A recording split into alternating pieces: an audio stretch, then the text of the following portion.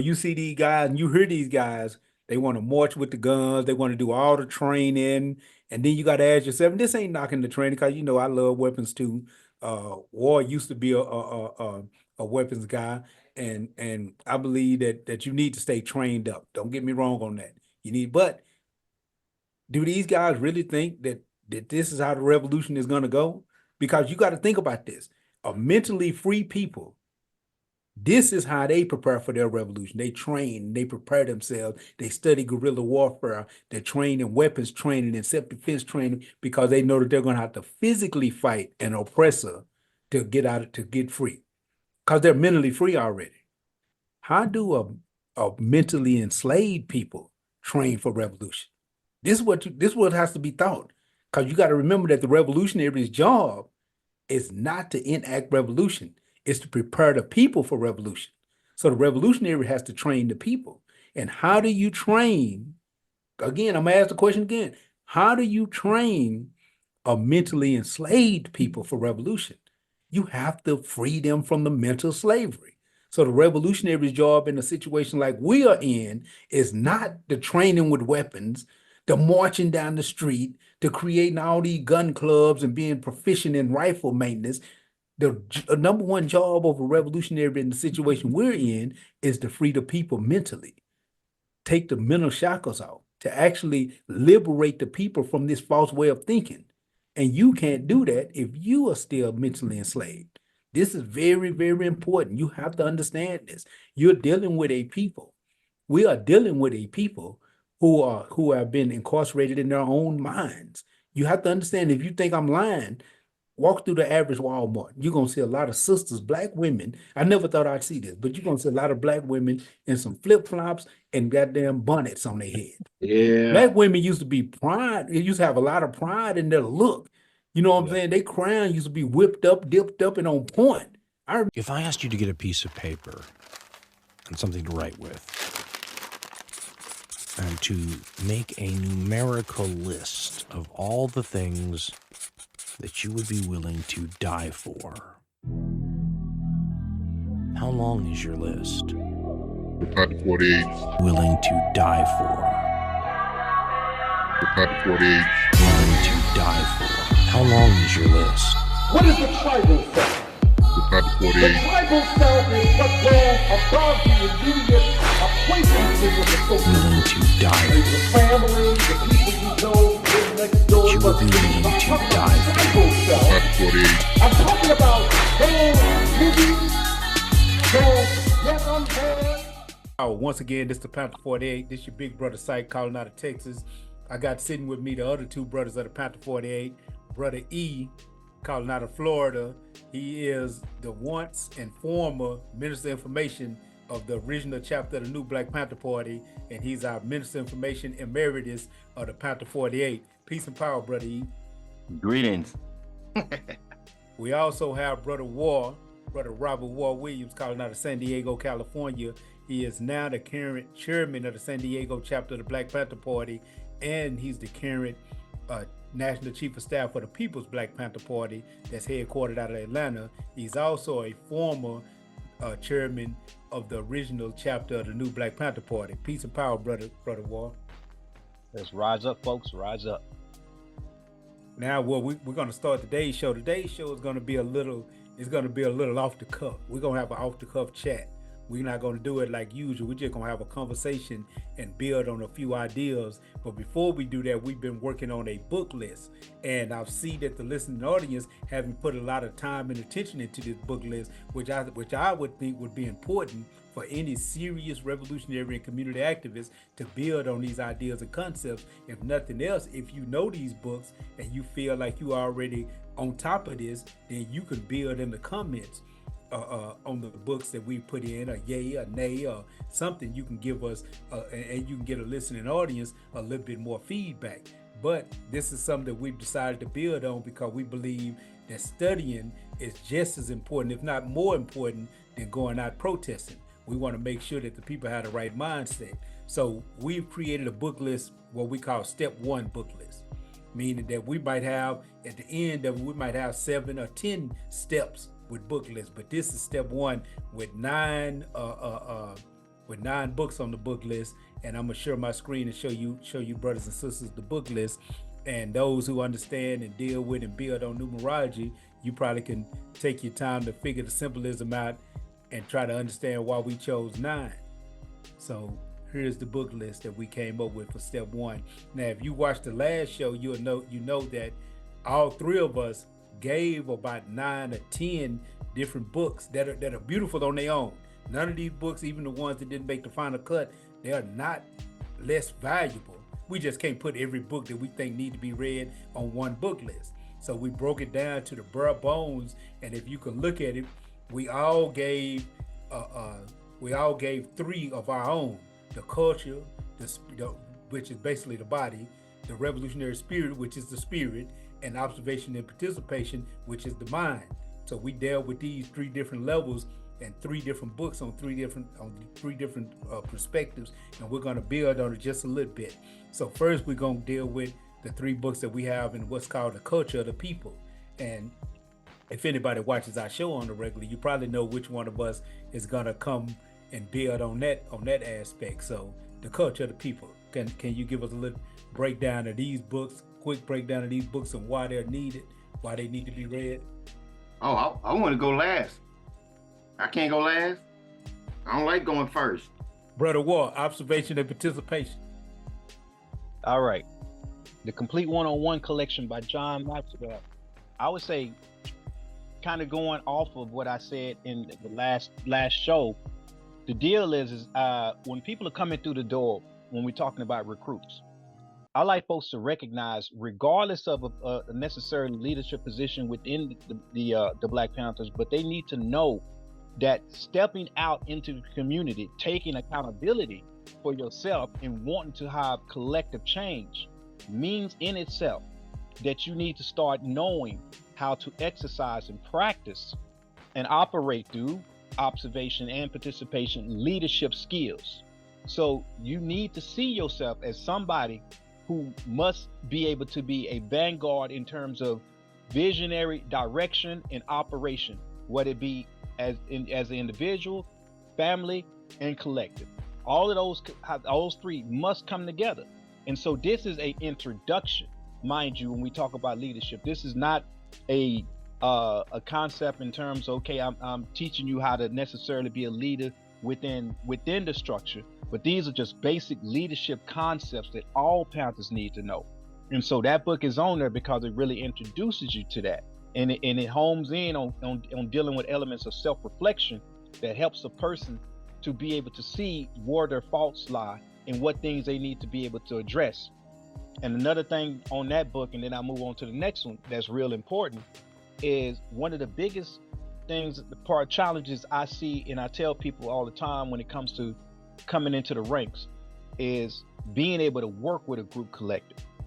So a lot of times as an individual, when I'm willing to be a part of a movement, I don't seem to realize just how much of coordination and synchronization I need to play in terms of dealing with a group dynamic. People come in and they don't know how to work with a group. And so that book helps assist with that concept of how to get a group to work together. Because if people can't get along within a organization, and then folks want to quit or want to, act up and stagnate operations simply because we don't know how to work and deal with one another, then how the hell we expect the community to be able to do anything different? And so that one-on-one, the Complete One-on-One collection goes into that. Now, the Art of Leadership, over to Shaka, what's great about that book is it starts off as giving you a more or less a decent, now it's a little dated, but it gives you a decent layout in terms of the different elements that go into what we call our local objectives. So it kind of gives you a head start of how to approach and look at the things that we should be dealing with in the community. And it does it as well from a leadership perspective. And it also talks about some of the flaws and faults that you need to be aware of and look out for. It introduces you to some of the elements of when we talk about revolutionary theory, how like Marxism was not necessarily the answer in the Black Power movement. It goes into COINTELPRO It talks about aspects of the civil rights movement. So it gives you a good narrative to work from.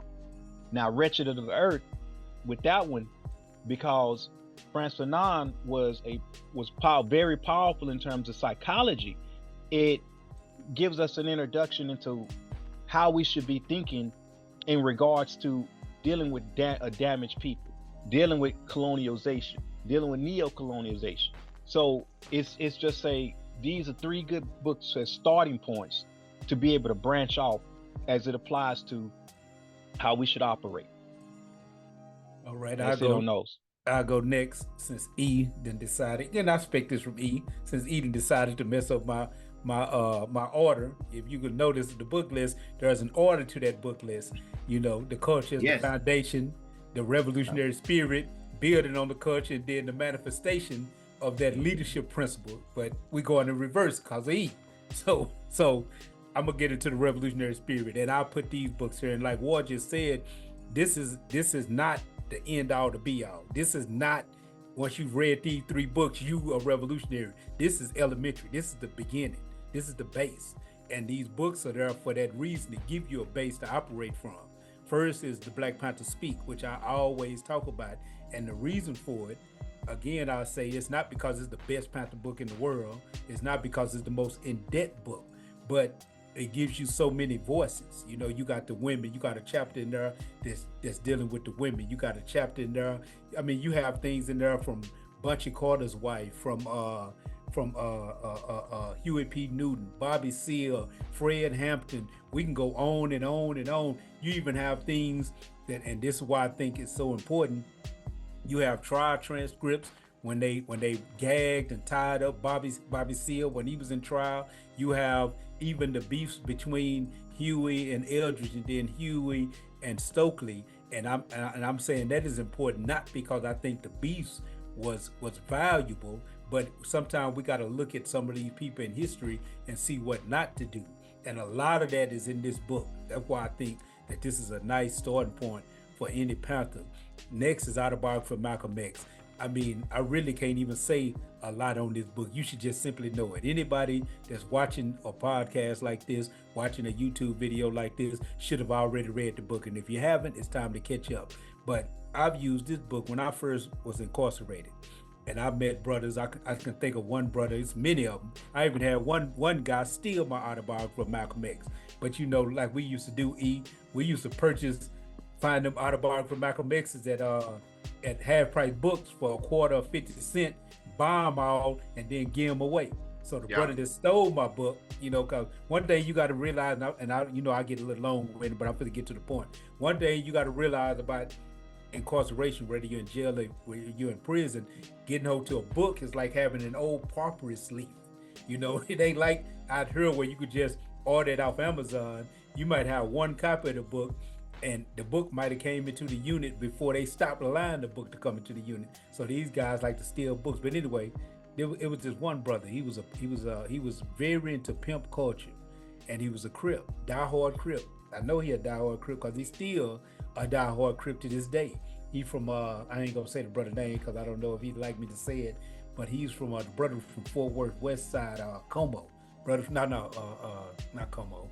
He's from where is that? I forget the name of Las Vegas Trail. That's where he's from. The brother from Las Vegas Trail. But anyway, I remember getting him the book to read. He was bored, and I actually told him that he would enjoy the book because I told him you could read it like 2 parts. I told him read the first part. The first part talks about Malcolm, you know, pimping, hustling, gambling, getting high. It's a lot of game in the book. I told him you can actually pick up some real street game from the first half of the book. So that enticed him. So he read it, and he liked the beginning of the book so much, he went on and read this, what I call the second half, after he got out of prison, joined the nation, and actually became Minister Malcolm X. But he loved the book. And then to this day, it's 20 years later. Over 20 years later, I still see his posts on Facebook, Malcolm X. You know, around time of Malcolm X's birthday, he posted conscious material, and this book was his starting point. This was the first conscious thing he had ever read in his life, and it started something for the brother. But so that's why that book, you know, I said it before, that this book also gives you a lot of formulas. If you're serious about making a transition in your thinking, Malcolm shows you how to do that in this book. And then you got Revolutionary Suicide by Huey P. Newton, which again is another one that I think is self-explanatory. Huey builds on a lot of revolutionary concepts and ideas in this book. And one of the things that you have to understand is that, and you'll see it when you read Black Panther Speak, because they constantly in the book, they talk about the genius of Huey P. Newton, because Huey is the one who developed Panther ideology. From all of his political studies, he developed Panther ideology and then shared it to the other members. And it was the other members, because Huey wasn't a good speaker. Huey wasn't good at speaking at all. That wasn't his gift. You know, he would develop the ideology, build with the other members, and the other members like Bobby Seale or Fred Hampton or Eldridge Cleaver. These brothers would be the voices. They would be the ones talking. It's a chapter in the book where they have a speech from Fred Hampton, and the name of the speech is, you know, he's talking about the genius of Huey P. Newton, and he's telling you the things that he heard Huey say, and he's building off those ideas. But this is why I think that these three books are important, or this section is important, because if you're going into a revolutionary organization and you're going into the Panther Party specifically, these ideas are good ideas to know. E, it's on you. Oh, thank you, sir. So yeah, from where I'm sitting, anybody, if I had a chapter, anybody that was walking through the door, and see, y'all like to put your carrots, your berets, and weapons training and all that. Y'all like to hang it at the front door of your headquarters and have people come in, do a little reading, and get their carrot. I don't work that way. I'll leave the berets and whatnot hanging in the front door where everybody can see it when they come in. But by necessity of its condition, anybody joining has to come in the back door. And it's that back door that serves as an entryway for the oppressed, for the slave, for those who are seeking a way to liberate themselves. What is it? Carter G. Woodson talked about the necessity of a slave to, cut his own door if there's no way in through the back. Well, that's essentially what it is. You get to come in the back door, you see the carrot, but it's across the burning sands. And so you have to earn that type of position within an organization or within the movement itself, period. And to kind of paraphrase John Henrik Clarke, history is a roadmap. It's a compass. It's a tool that lets the people know it's a cultural and political time of day, know where it is we stand with the rest of the world. And so for me, whether or not you're joining a particular organization, for anyone to be able to do work that's actually beneficial for anybody, they have to know who that anybody is. They have to realize what is good for people and what is bad for people. If people have a culture built around running water, then putting them in the middle of the desert and thinking that you're helping them by giving them a bunch of sand is not going to help their situation. And that's actually what I see a lot of that irritates me with a lot of what's going on with organizations. And I'm not even talking to regular folks. I'm talking to cats who think that they're in some type of position within an organization. All of the books that I've chosen, Sex and Race, Destruction of Black Civilization, and what else I put on there? The African Origin of Civilization. Sheikh Anta Diop. There is a necessity before you are able to take on any of these things that y'all are talking about, because y'all were looking at leadership roles. I'm looking at motherfuckers being human beings, for cats realizing what it is they are before they start speaking on my behalf or chapter's behalf or doing any type of work on any type of responsible level. You got to know what it is you're responsible for. So establishing that paradigm. And as an example, let me offer this. And I'm gonna throw war into this bucket too, because war did some stuff I ain't particularly care for. And the other folks didn't hear the conversation, but it essentially went like this. To build on it, because this is not exactly it, but I went to an African Liberation Day program. And the brothers know I'm not the type at this point in life to go where there are people. I don't particularly care for it. But said, screw it. It's African Liberation Day. Let me ride out and see, where we at, and maybe I get some of the vibes, have a conversation. So I rolled up, and it looked about what I expected. The number of people there, where it was being held, all of that. But when I arrived, there were so many people who didn't look like us in so many positions. From the folks that were helping with, parking management, helping folks find parking spaces, they weren't African. Folks serving the food, they weren't African. Some of the folks speaking or playing drums or had little shops there to sell, they weren't African. And it occurred to me most obviously behind the speaker stand where folks were talking, they had 3 flags hanging up behind them. The red, black, and green, the whole Garvey thing, and black folk in the US and whatnot. That's pretty much our adopted, flag and whatnot. So cool, I'm with that.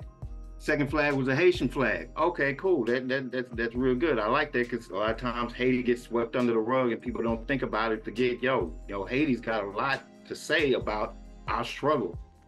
Particularly in this hemisphere. But it's that third flag. I had an issue with. And I'll tell you why. That third flag was a Palestinian flag. And it occurred to me in that moment, the so-called leadership within these organizations. I think when we go into an organization, we want to find out about the organization, what the organization's ideology, if we're lucky, because some black folks just join. But those that want to actually do something, go somewhere, contribute something to the situation, will learn all about the organization and the ideology that organization has, but they don't spend any time on learning who it is they are, what that ideology came from, and what it's supposed to do for the people that it's there for. So we end up just taking on ideologies and running with it.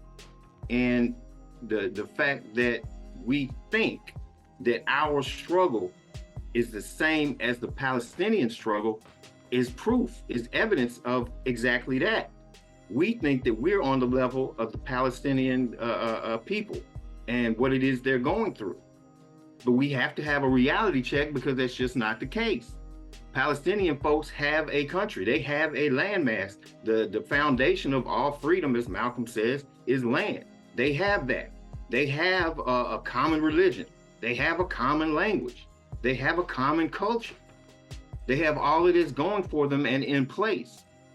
When they move around, people pay attention. It may not be the attention they want. It may not be the power and the attention that something like the US or some other country garners and that type of respect. But people pay attention because they know these cats are serious.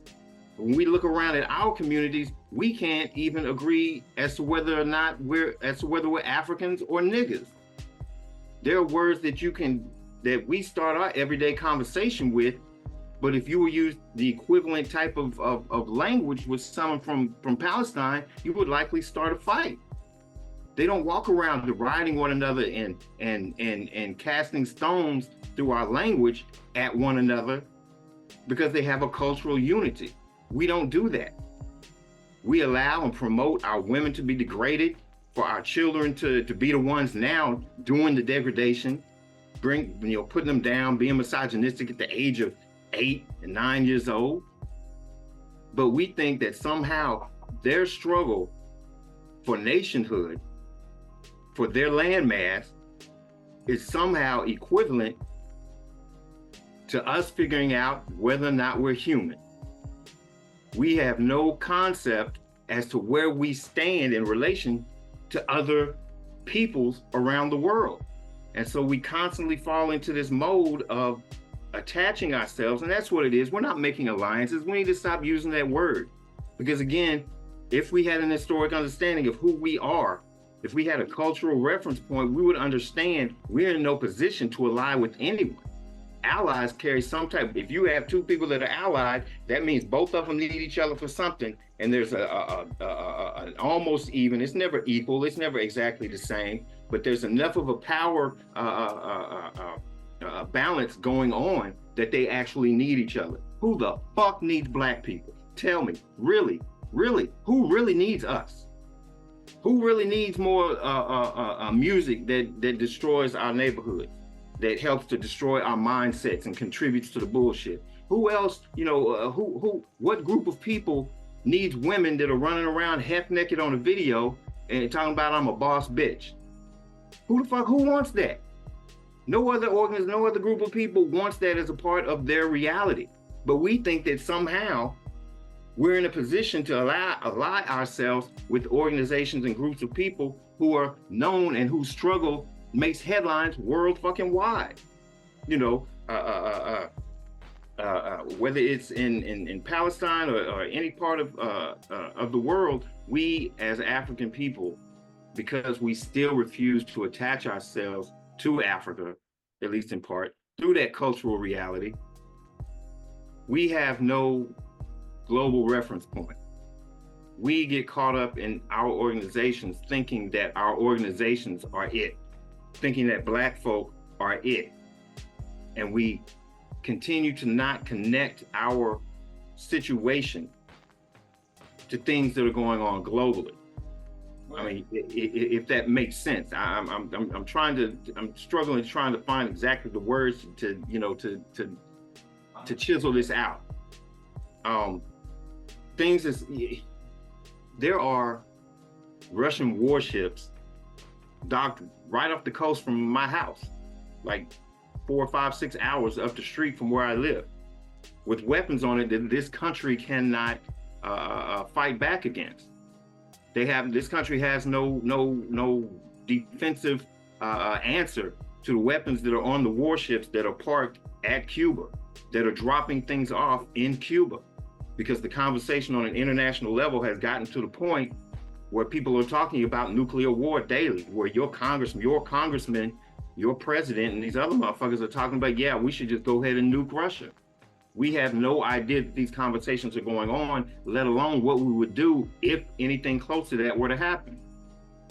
The Saudi Arabia, and we've mentioned it on here before, the petrodollar, the whole reason that this country, that folks in this country are able to live the luxurious life. And when I say luxurious life, I mean even those cats in some of the brokest neighborhoods in this country are living better than a lot of folks around this world. So by comparison, we still living the high life compared to a lot of folks. But the reason we've been able to do anything in this country is because of the petrodollar. Essentially, Saudi Arabia said, okay, we'll only trade oil, we'll sell oil in dollars, in US dollars. The US said, cool. In exchange, again, an alliance, because they both had power. The US said, okay, we'll make sure nobody messes with you. We'll be your bodyguard. And that's the way it's been since like 71 or 72 with Richard Nixon and Kissinger and all of them. And so because these countries, Saudi Arabia and these other countries, were trading oil, selling oil only in US dollars, that made the US dollar very, very valuable. There were more US dollars in circulation outside of America than there have been inside America for the past 70 or so years, because other countries stocked up on the dollars to make sure that they will be able to buy oil. Okay, so that makes the US dollar very, very valuable. Well, lo and behold, this past week or so, Saudi Arabia said, fuck that, we're not doing it anymore. The hell with your dollar. We're gonna allow people to buy oil and other shit. What does that mean? That means the US dollar goes down in value. What does that mean to the regular cat in the street? That means your eggs are gonna get a whole lot more expensive. A whole lot more expensive. A whole fucking lot more expensive. You don't have any concept, any idea of the difference between what you can buy now and what you will be able to buy. So the entrepreneurial spirit is fine and great, but you're gonna have to double or triple that as things continue to move along. And we don't understand these things. We don't understand how that affects us, how what's going on in Palestine and all of those things, the maneuvering and between the, like Turkey and Iran and all, we don't have any understanding of how that affects us, even though, talk about oil, even though there's not a thing in your house, that has not in some way, shape, or form a direct product of or a result of oil. Everything. Plastic is a byproduct of oil. Rubber is a byproduct of oil. Everything that you got in your house came to your house in a truck, probably a ship, that ran on some type of gasoline and oil product. So as that situation continues to develop and unfold, it's going to affect your day-to-day, period. There's no way around it. But we do not see ourselves as part of a global community. That's stuff that happened over there. That shit ain't got nothing to do with me. When it's got everything to do with your reality. But we can't see it because we have yet to interject ourselves and see ourselves as part of a global community.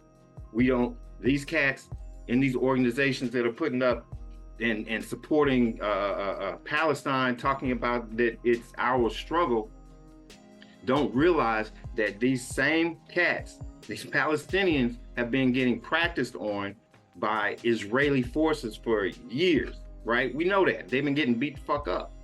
Lo and behold, since about 91, the US has been sending CIA, Border Patrol, ICE agents, police officers, sheriff's officers over to Israel to train on new policing tactics.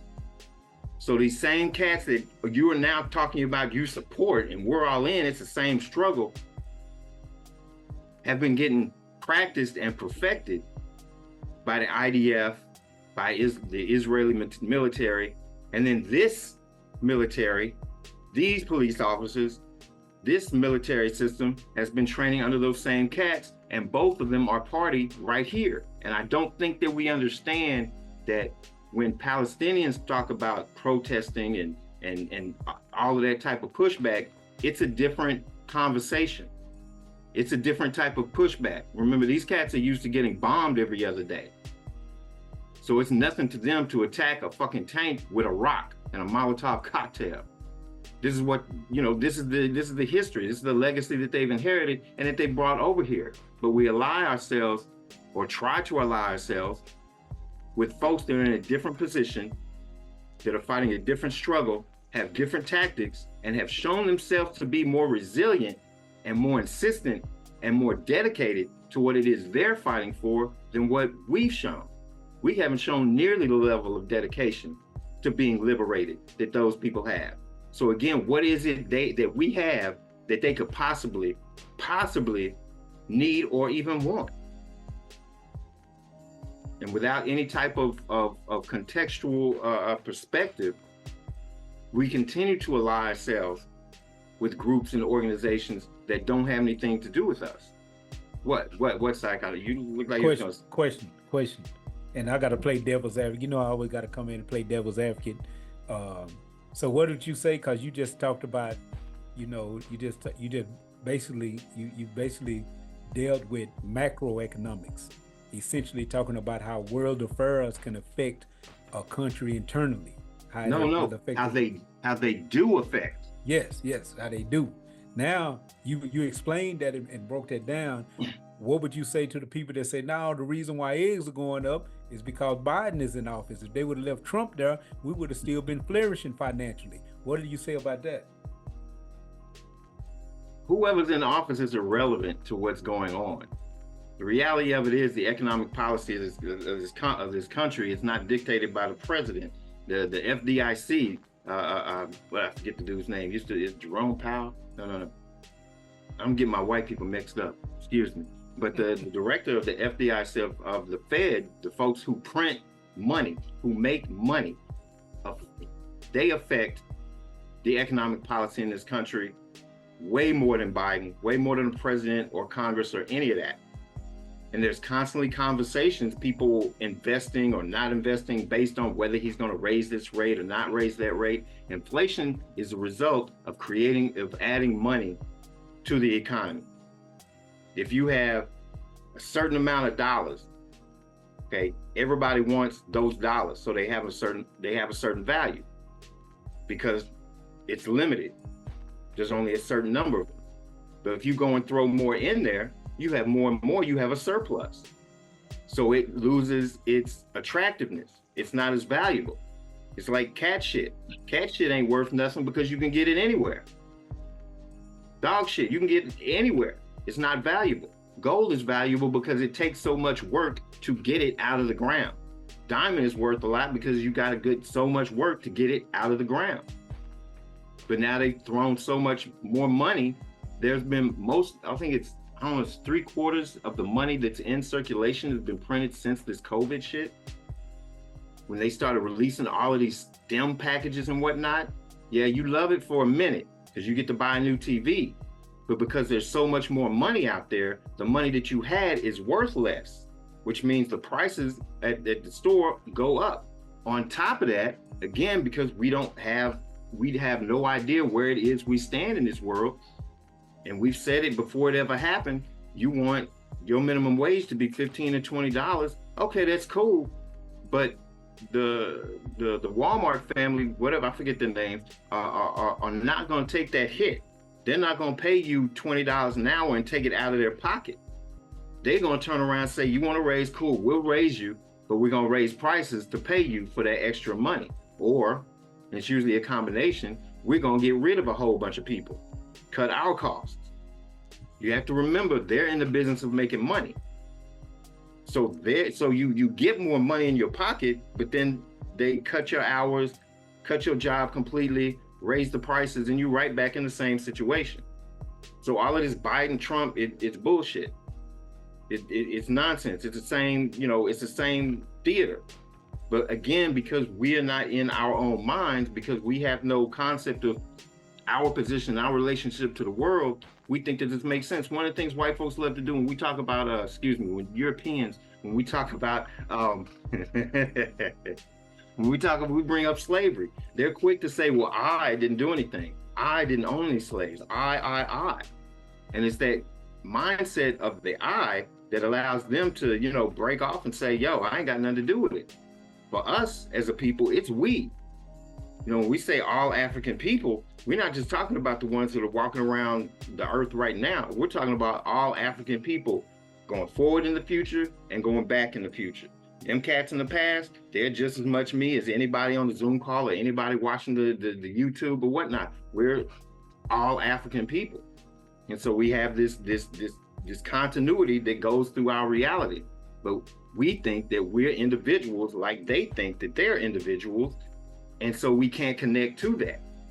So again, we end up with people in organizations who have studied Nkrumah and Sekou Touré and can kick that back to you, boom, boom, boom, boom, boom, but have no concept of the actual culture, because we're told that culture is a daishiki, culture is music, culture is this thing, when that's not what culture is.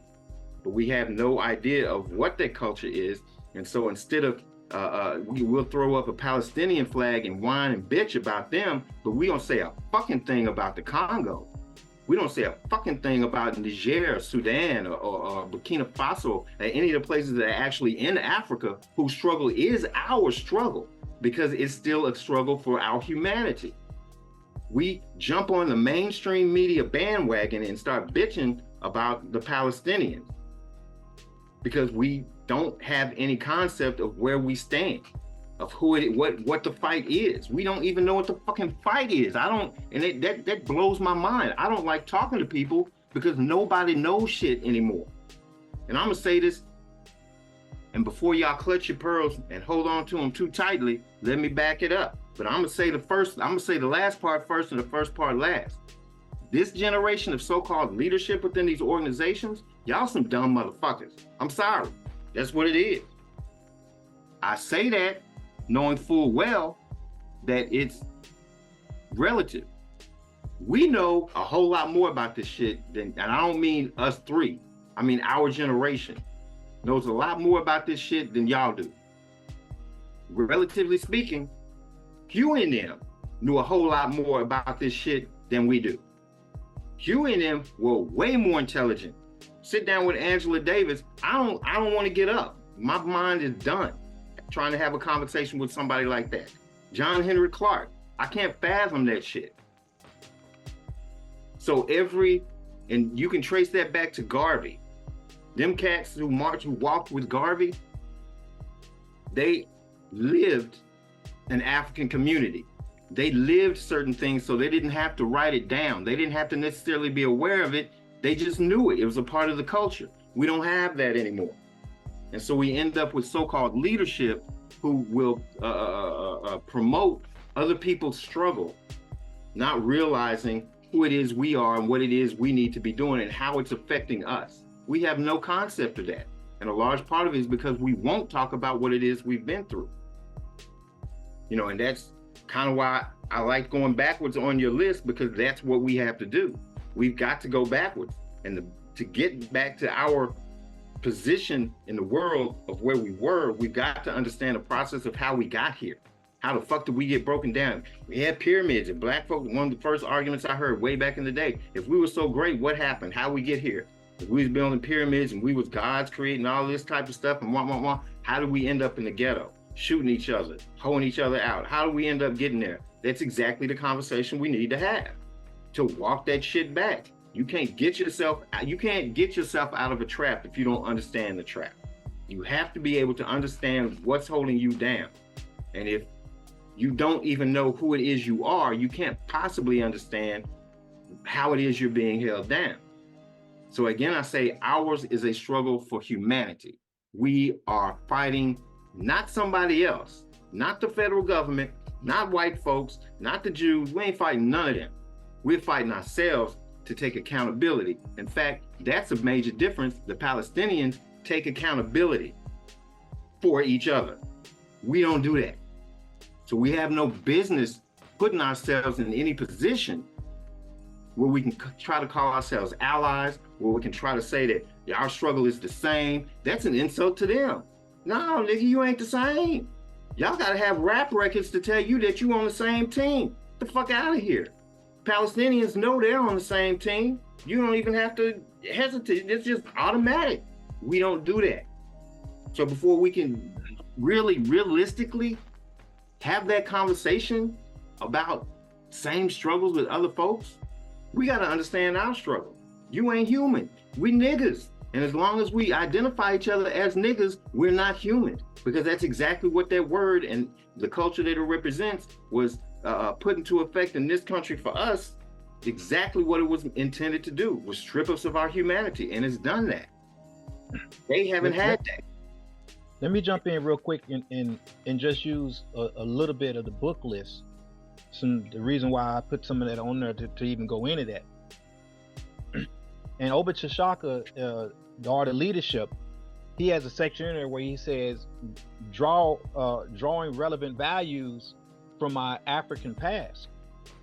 And the thing about that is when E said about continuity, the deal is the concept of continuity has to do with being able to continue. And I have to have something to continue from. Now, right out the gate, here in the United States, we are considered 3/5 of a human being. What we need to realize about that is that, and again, I use what I call a trifecta to go into that. That's physically, mentally, and spiritually. So right out the gate, if we are 3/5 physically, mentally, and spiritually of anybody else, before you even get started, you automatically are behind the curve. So I am at 3/5 the capacity of even being able to operate or start at the same level of anybody else in the world. And this is why when you strip of people of their culture, they don't know where to go, and they don't know where to go. That's another reason why I talk about having stuff dealing with John Maxwell on there, is because the thing is like when someone is attracted to the party, want to come into the Black Panther party, it's like, well, why do you want to be a Panther?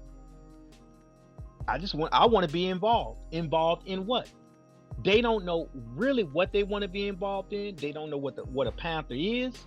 And then as a person that's coming in being a Panther, if you don't or not able to draw upon something of relevance, and then you're not going to be able to deal with continuity, because what? You have to have an element of power. You have to realize everything we're talking about has to come from a position of power.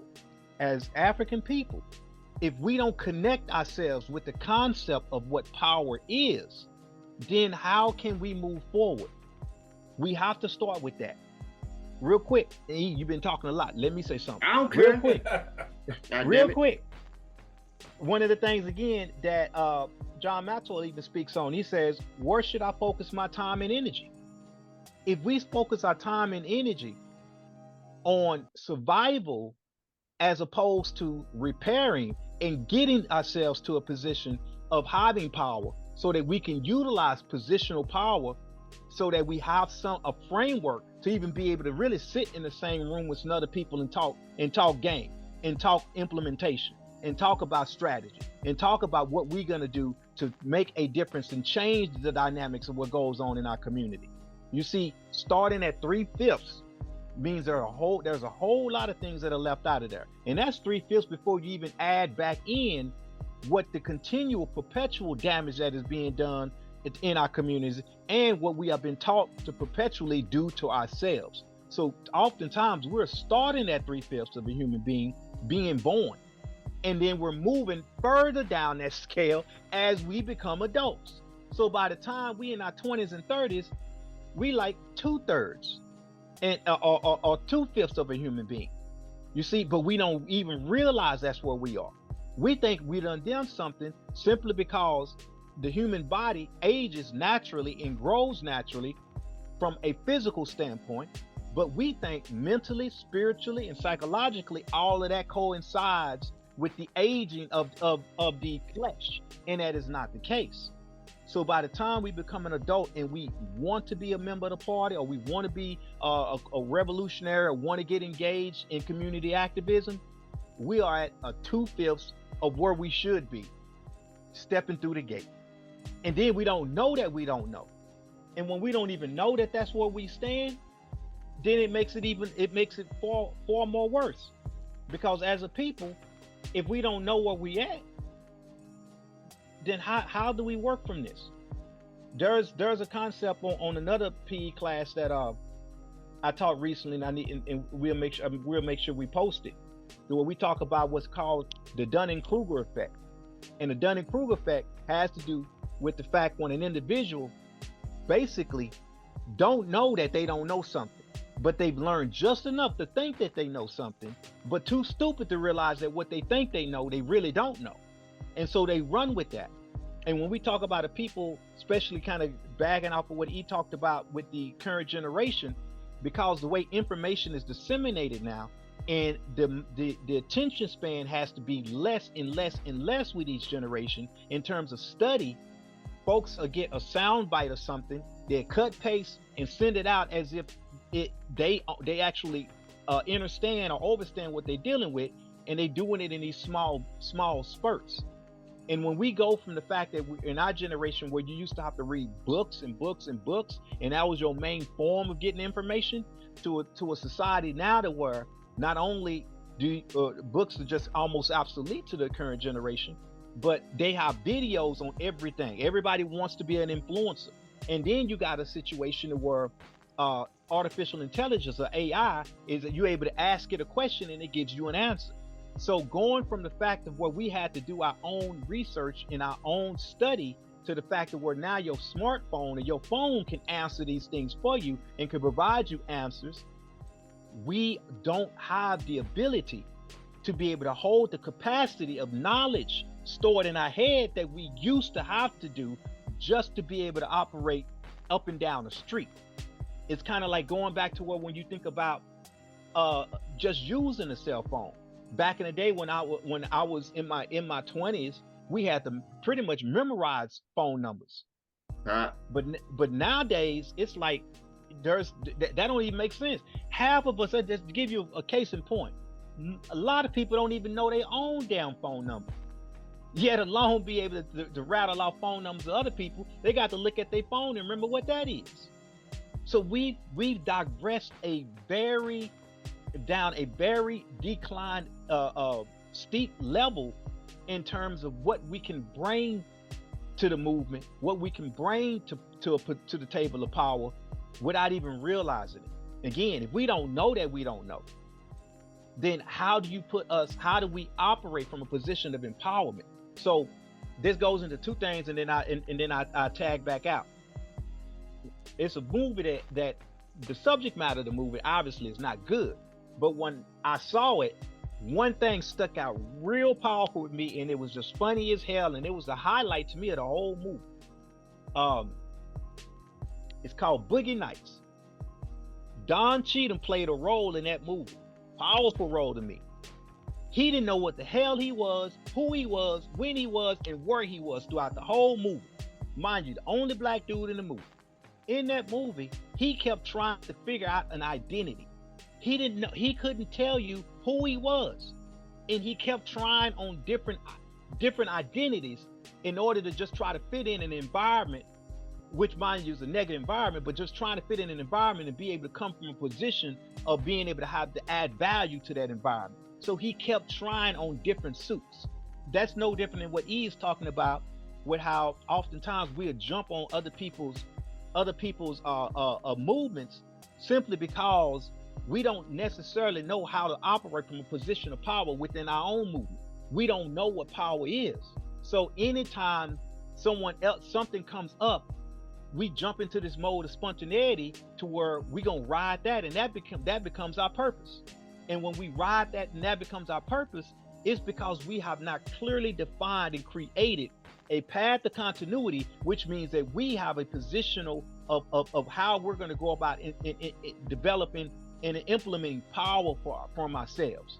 We're not realizing that we're behind a position that does not equate to a point of power. So therefore, when we trying to find ourselves, trying to determine an identity, trying to try on identities, all of this has to do with us being stripped of who we are. And so we're operating from a position of what I say all the time is being domesticated. When you're domesticated, then all you know is being dependent. And codependency continues to keep us operating on this level. Another movie I saw rewatched last night, was a classic to me on that same note, called Baby Boy. And in that movie, it highlights the fact that as we become adults, we refer to our women as baby, and we refer to our home as a crib. You see it, and it kept talking about all these different things that go back to an adolescent and a childhood behavior, but yet these are adults that are operating on that level. And we keep ourselves in this perpetual cycle of that. And then all of a sudden, when we face some type of direct oppression that we can identify with, now we want to be a revolutionary. Now we want to be an activist, but we don't know where to start, how to start, not equipped with being able to pick up a book and just want to read. We ain't equipped with it. It's like, man, you hurt me, dude. Can I go watch a video on that? Can I go look at a quick Instagram and then I'm ready to just get up there and get it on and popping? We don't have that ability. And that ability must be first. We have to identify and see where we are, address our deficiencies individually, within our family, and with our community, which goes back to the concept of being in isolation with one another. That is the separatist part that I completely agree with. Why? Because we ain't ready to be able to face the world until we can face ourselves. And that's exactly why I don't build with anybody, because people are not ready for that. And whatever we do at this point, if we have a 3-hour book study every Thursday, like we had our community meetings every Thursday, that's great for that 3 hours. But when we leave that room, we go back into a world that is constantly inundating us with information that tells us that we're otherwise. Not only is it constantly inundating us with information that tells us that we're other than that 3 hours, we're something else and we have to operate in a different frame of mind, we're dealing with a civilization, a reality that wants to destroy even just the basic word. We can't communicate with one another anymore because we can't even define what word everybody wants to have their own definition of every word that we use. So we constantly have these misunderstandings of things that we read, of things that we hear, and have to go back to the very, very, very basics and rebuild that. One of the things I used to do with my children is that they would have their own dictionary that they were writing. It was divided up. You put the word in one column, in the next column you write what it is you think it means, and then in the third column you write what the word actually means. Because for us to have a conversation, we have to have a common language. We have to be able to fucking communicate even with our own internal dialogue. If we don't understand the words we're using and we have a conversation with ourselves, how the fuck are you gonna figure anything out? You don't understand anything that you're telling yourself, because the words you use don't mean anything. They don't mean what they mean in the book. They mean whatever it is you think they mean, and then you go out into the world and it's not that way. And so we've over time built up this aversion to learning anything. And I think a big part of that is our ego. You know, you can't tell me nothing. I'm a grown-ass man, I'm a grown-ass woman, which for me is a dead end on a conversation. As soon as I hear that, I'm done. I'm out of the conversation. I don't want to talk to you anymore. I can't help you. I'm about growth. If you're already grown, that means you ain't growing. So I'm not a part of your calculus. I'll move on. You know, no hard feelings. And that's the type of mentality that we have that's putting themselves in positions and calling themselves leadership. And there's no leadership skill set there anymore. It's been co-opted. And we throw on the carrots, the airs, we put on a beret, and I'll just charge up the new Black Panther Party for that, since that's my lineage, so to speak.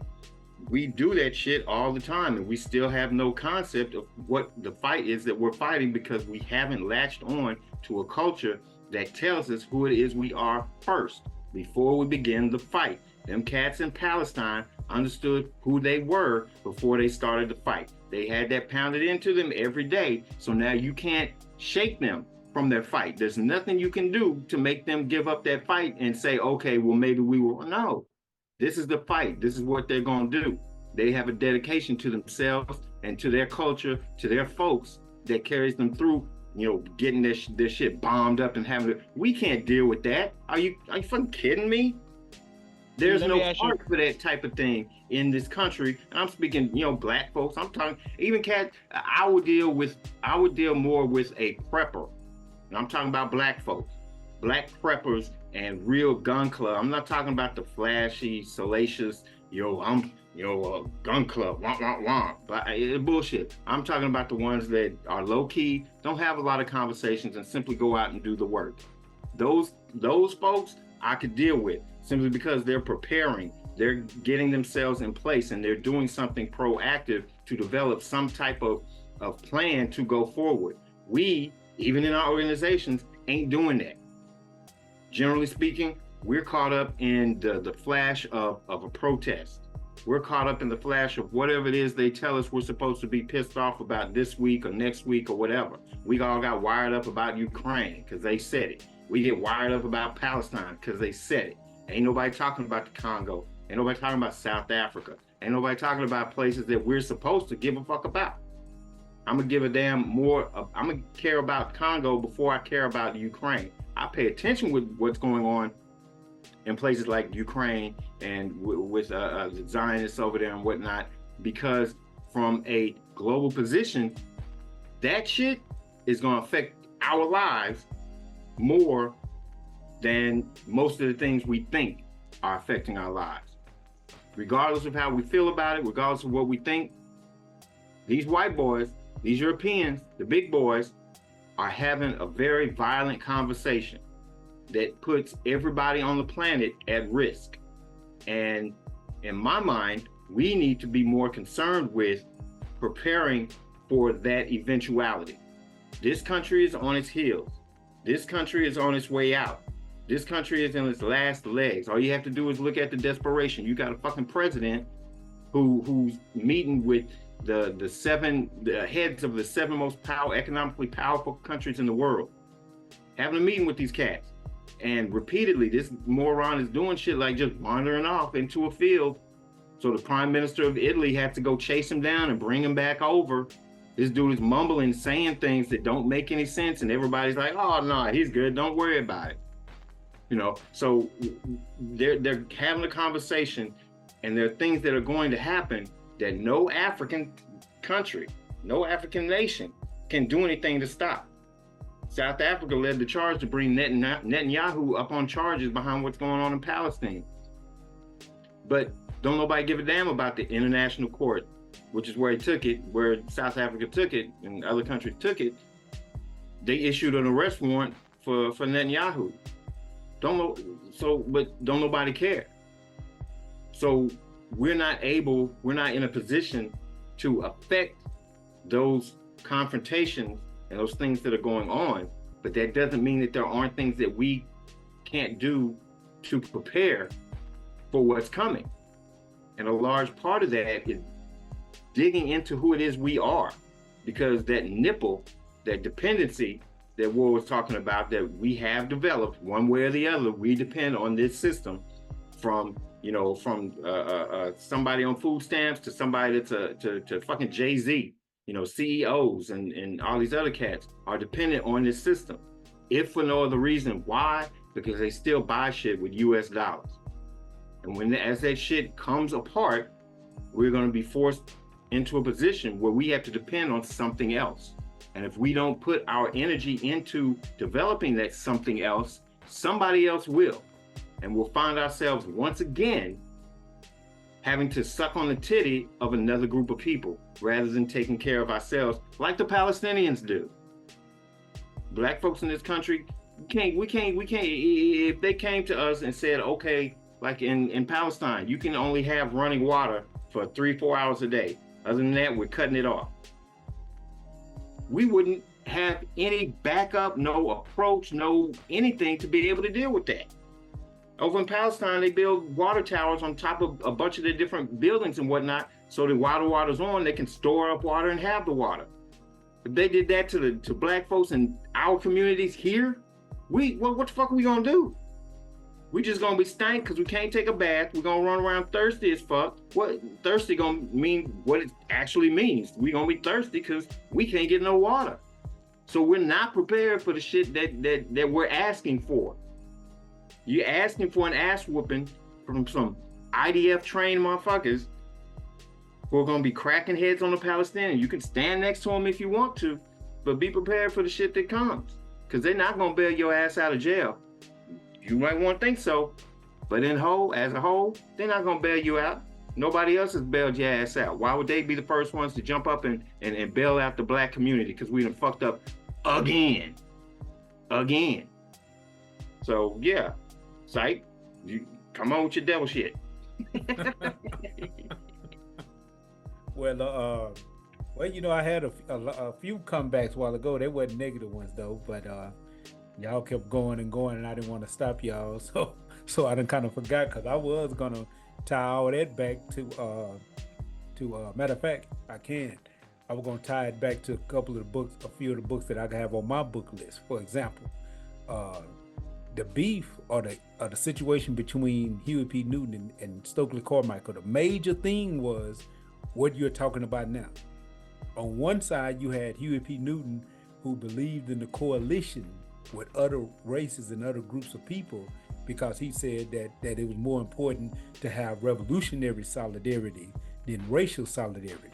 So he believed in creating that coalition with other groups, and he worked with and promoted that ideal throughout the party. And you'll see that happening in Chicago with Fred Hampton and things of that nature. They was attempting to create coalitions, workable coalitions with other groups of people. The Puerto Ricans became the Young Lords Party. The Mexicans was the Brown Berets. The whites was the Patriot Party. You had all these different races of people in consolidation. Stokely disagreed with that. He disagreed with it because he said essentially what you're saying.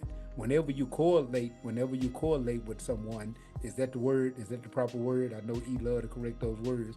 But whenever you correlate with someone, you need to have something to bring to the table. They have something you need to have something they need, so that when you create this coalition, there's a balance there. There's a balance. There's power able to balance power. But that Stokely was essentially saying, but whenever you create a coalition with somebody who has power, you have no power, then that is not a coalition. You end up being their underling. And Huey disagreed with that. He said that Stokely's problem was because coming from SNCC, Student Nonviolent Coordinating Committee, coming from that organization, which was founded by, funded by, and controlled by whites. Same thing with the NAACP, same thing with the LCLC and all those groups, because you got to keep in mind, and I'm saying this for the listening audience just in case they didn't know, that Stokely and those youngsters came out of the nonviolent movement and the civil rights movement because they disagreed with where it was going, and they moved over to the Black Power movement, and many of those brothers, James Former, Stokely Carmichael, and many of those went to the Black Panther Party. But then they was disgruntled with the Black Panther Party because one of the things that they didn't like about the civil rights movement was the working with other groups. So that was the disagreement between Hugh and Stokely. So then Stokely left the Panther Party. And I bring that up because that whole breakdown is in the Black Panther Speaks. So you'll get that information, you'll get that backdrop, you'll get that history. And as Malcolm once said, history is best equipped to reward our research. You get that history, you get to study it, you get to read it, you get to comprehend it, and then you get to choose with your own intelligence and say, which one do you think was right? The cold thing is, at the end of the book, The Black Panther Speaks, and as Huey was talking about his disagreement with Stokely, he ended up saying at the end, Stokely was right.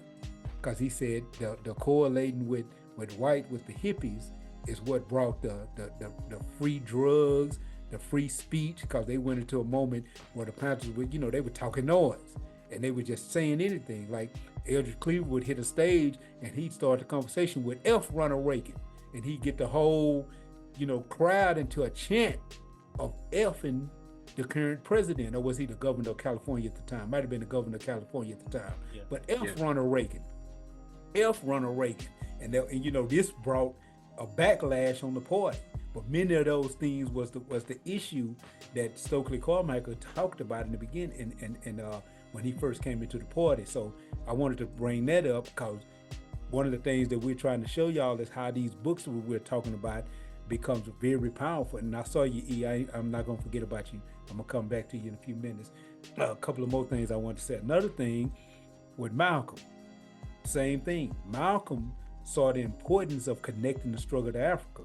Malcolm, in his studies, he didn't just do the religious studies that was required for him under Nation of Islam, but he did his own studies as far as when he went and studied and built with John Henry Clark. He just mentioned it and said, man, that would blow my mind. Well, Malcolm went and sat with John Henry Clark and actually just let him teach him. He went and sat with him and got a primer on African history, culture, and ideas and concepts. Then he took his trip to Africa, and one of the things I heard or read Malcolm said one time, he said, many of you Negroes are sitting around talking about you ain't left nothing in Africa. Well, you left your mind in Africa. And these are points, you'll see that in the autobiography of Malcolm X. These are points, and I know those who haven't done these levels of studies yet will probably hear this and say, why is that important? That's not important. But once you start doing these studies, it start opening up that understanding and that comprehension of where it is that we need to go. Another thing, and then it's on you, E. When I was on vacation, as E like to call it, I had read, a lot of us had already seen the movie A Time to Kill. I don't know if y'all remember that movie. Pretty good movie with Samuel L. Jackson and all that. Then you got another movie called The Firm. Both of these are books that was wrote by John Grisham. The Firm and Time to Kill and a few others. Well, these were two movies that I enjoyed, that I liked. So I decided to read the novels, and it blew my mind that reading the novels was way more powerful than watching the movie. I wouldn't have never thought that, I wouldn't have thought it. I know how powerful reading is when it comes to nonfiction, but I'd watched the movie A Time to Kill, loved the movie, read the book, in love with the book. The book was way more powerful, way more detailed, because the images on the screen can only show you so much. But in a book, those ideals or those symbols on the page get your own mind to start creating the images. And it goes a whole lot deeper. They can so much more can be expressed when you're reading and studying an actual book. And I just wanted to point those concepts. The same thing with the firm. When I read the book eclipses the movie by far. And you'll find that in many other things that we done got into the habit of doing now. Watching YouTube videos, we're not touched. Y'all supposed to watch us and just simply find the information to go study on. This is not the study. This is not it. You're supposed to watch people like whoever y'all watching just to find the information to go study on. Cause this ain't it. Even audio books pale in comparison to actually sitting down with a book, actually doing the reading, taking notes, highlighting, and things of that nature. So I think those are things that just simply needed to be pointed out. But go ahead, E. So yeah, and that speaking of John Henry Clarke, I think a part of the reason that Huey couldn't see that until it happened is because there was no cultural context. Because John Henry Clarke for years has been saying the same thing, not based on the NAACP necessarily, or even Garvey necessarily, and all of those things, but based on thousands, not 10, 20, 50 years, 100 years in this country, whatever, thousands of years of historical information that tells us that these people that we're dealing with and other people behave this same way. If somebody acts a certain way for 10,000 years, you are a fool to think that they're all of a sudden going to treat you differently. The outcome that you're looking for or that you get is going to be any different than what it was 6,000 years ago when we were in the almost identical type of situation. All of this shit we've gone through before. We've had so-called alliances, we've had coalitions, and coalitions are okay because coalitions are short-term. You're trying to affect a certain, you want a red light at the street corner. Okay, hook up with some other cats that's in your neighborhood and whatnot, have a coalition, do some work to get that done, but you don't create an alliance, which is long term, it's a marriage. Coalition is going over to somebody's house to fuck. An alliance is marrying the motherfucker. That's the difference between the two. So when you're talking about, but we have no bid, like I said, coalitions can be okay depending on the scenario, especially if it's grassroots down around where the people are. But if you're talking about a long-term commitment to another group of people, aligning yourself to it, had Huey in them, and I love Huey. I love all the work that they did, and I'm appreciative for it. I wouldn't have been able to wear the beret had I not. But the reality of it is, they made mistakes. And that was one of the mistakes, was not having that culture in place. And we've touched on it recently before, when they were involved in the programs, the ambulance, the free ambulance, the free shoes, the free clothes, the free breakfast. We didn't realize that that's what free people do. That's not survival, that's living. That's taking care of each other. That's exactly what it is we're supposed to do in order to be free, is to take care of one another. Palestinians take care of each other. So-called Jews take care of each other. White folks, as individual as they are, take care of each other. We don't do that. And because we don't do that, we're not in a position. And if we can look at it from an extended perspective and gain a sense of who it is we are and what is actually beneficial to us.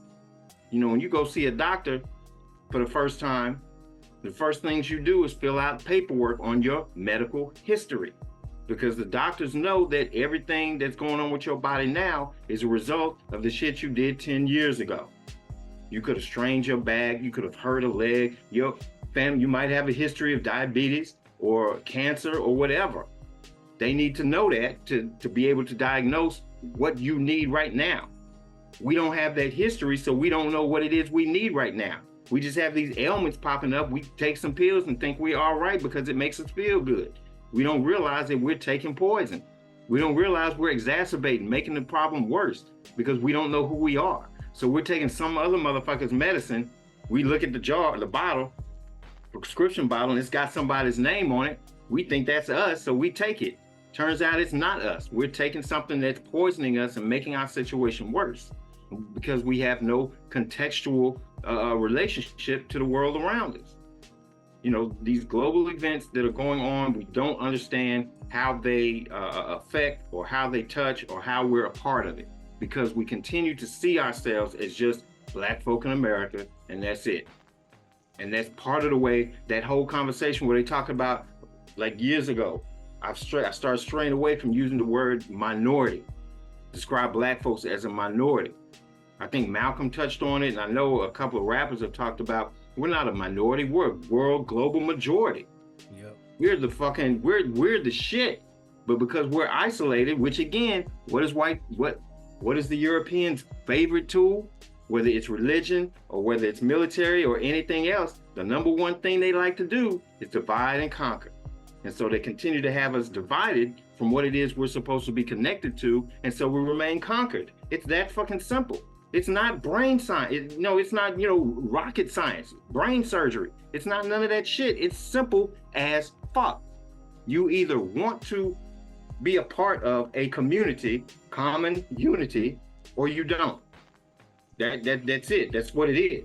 I understand shades of gray exist. Fuck that. I don't like shades of gray.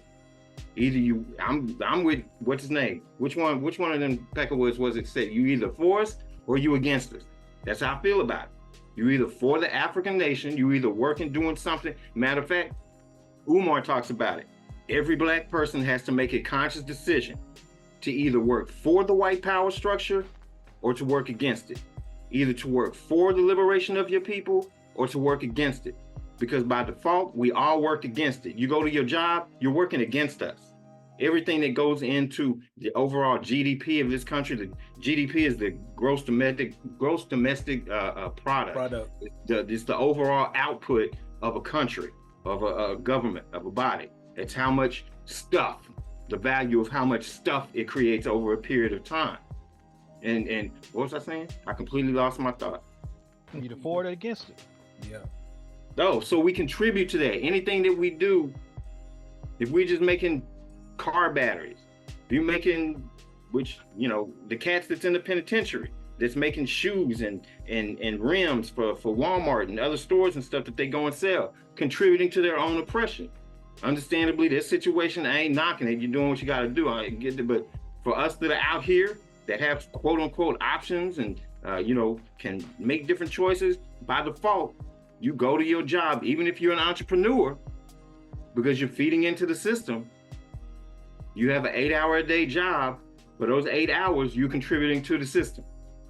Outside of that, we're still contributing to the system because we take that money and we go to fucking Walmart or whoever, spend that money. They take some of that tax money. When we pay our taxes on whatever, the hundreds of things we pay taxes on, they take some of that taxes and they give it to the police department. Police department fucks around and murders your son. So we're contributing to our own demise, whatever it is we do. At some point, we have to make a conscious decision. I'm going to make a left or a right or whatever and work for our own liberation, work against that machine in some way, some form or fashion. And unfortunately, especially for the generation behind us, simply saying things constitutes the thing.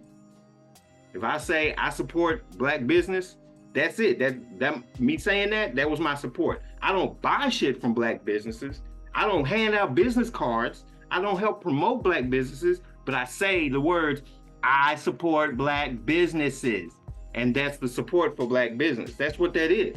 That's that Kim Kardashian influencer shit. You know how she's famous for, or no, the other girl, the other white European, the other white chick, what's her name? Paris Hilton. She's famous for being famous. That's it. We know about it simply because we know about it. So I support black business simply because I say I support black business. That's it. That's all we have to do. This superficial, meaningless shit that means absolutely nothing anymore. And so, not having that cultural context and understanding our perspective, what it is we were doing before we got here, kept Hugh and them and so many others from seeing that we were free in that moment. We were doing what we were supposed to be doing. It's almost like we let that moment get away. We were right there. We had the shit. All we had to do was realize, oh shit, don't tell nobody, we're free. Shh, don't fucking tell nobody, we're gonna fuck it up. But we're free. and then start to work around maintaining that shit. Just maintaining it.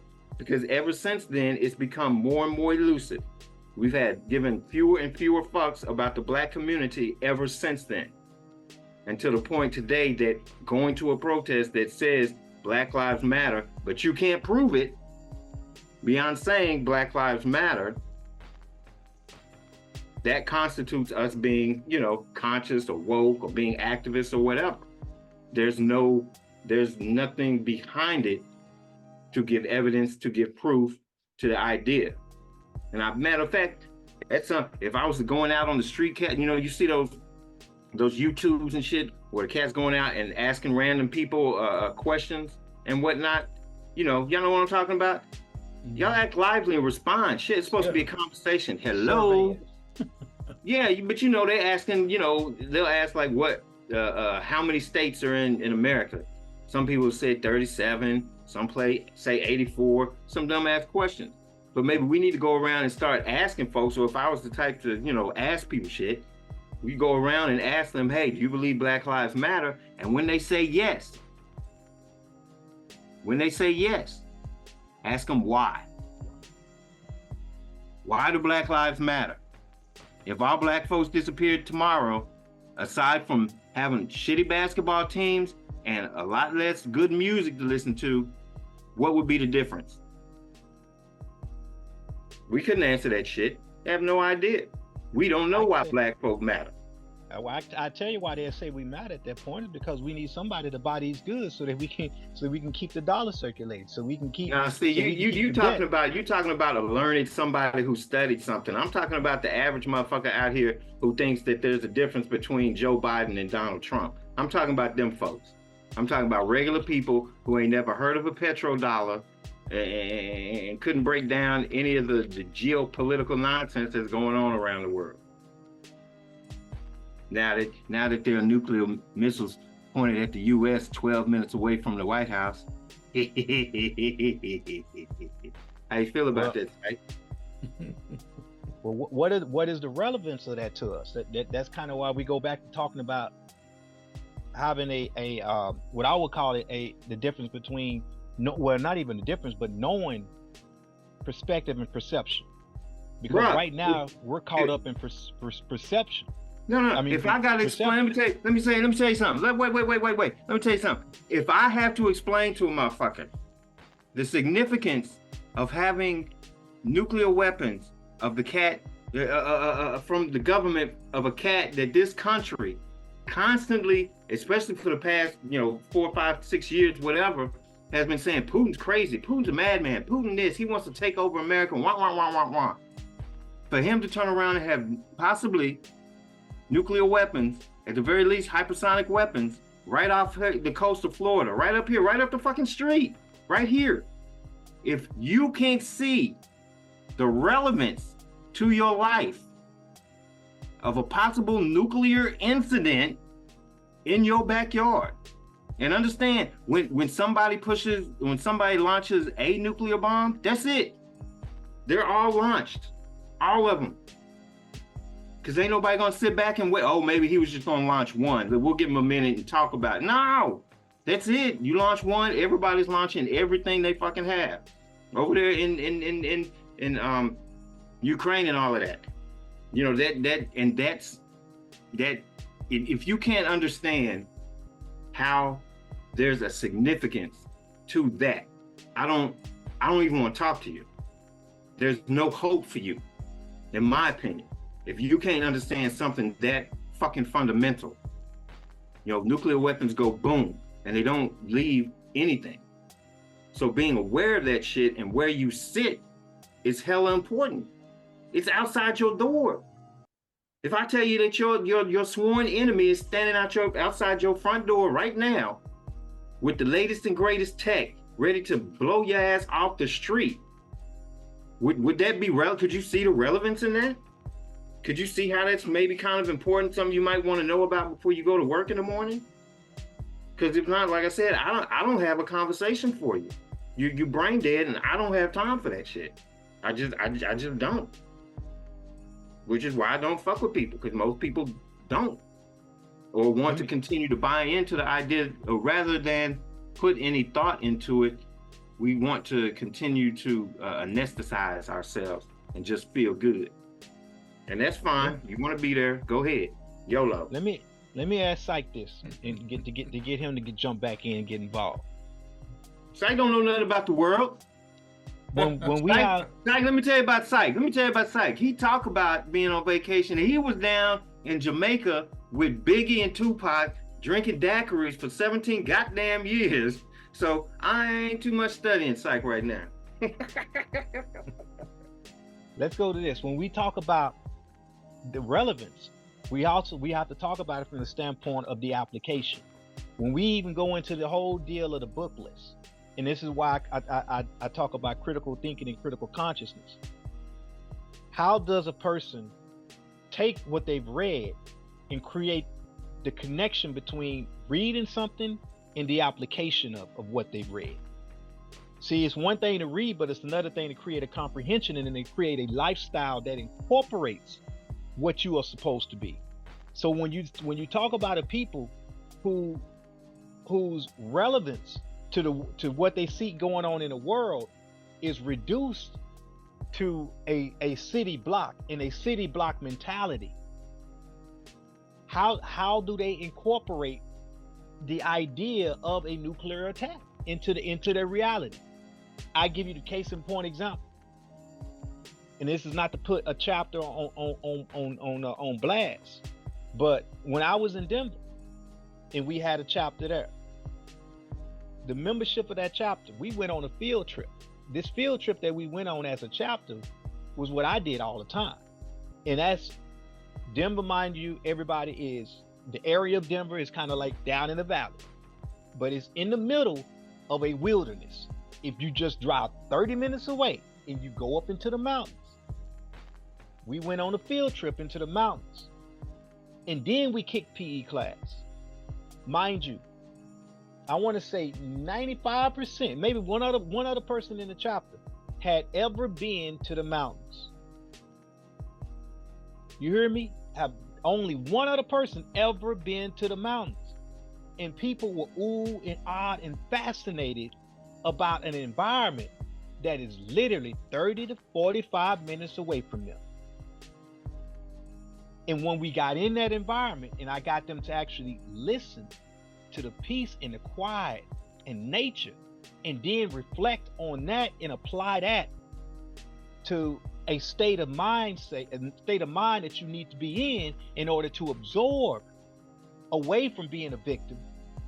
It was an eye-opening experience, and an eye-opening experience was literally only 45-minute drive away from where people have been living a whole entire goddamn life.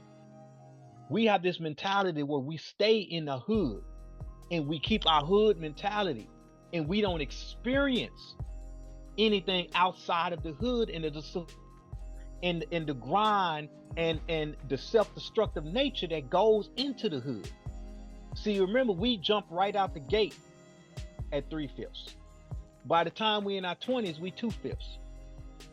We basically put ourselves in a penitentiary within our communities. And I'm saying that I'll say, asking Psych, well, how do you get a people that don't know that they don't know, even though you can sit there and say it on YouTube, they don't know that they don't know the importance of what we're talking about, and putting it in some type of relevance perspective on a perception. What does it take to get people to want to see what it means to be outside of the hood? We talking about a whole new world, 45 minutes away. And I'm pretty sure we can go into any hood that black folks live in and see the same goddamn experiences. Here in San Diego, when I go hiking, I don't see other black folks. When I go out in nature, I don't see other black folks. What is it? I had a similar experience.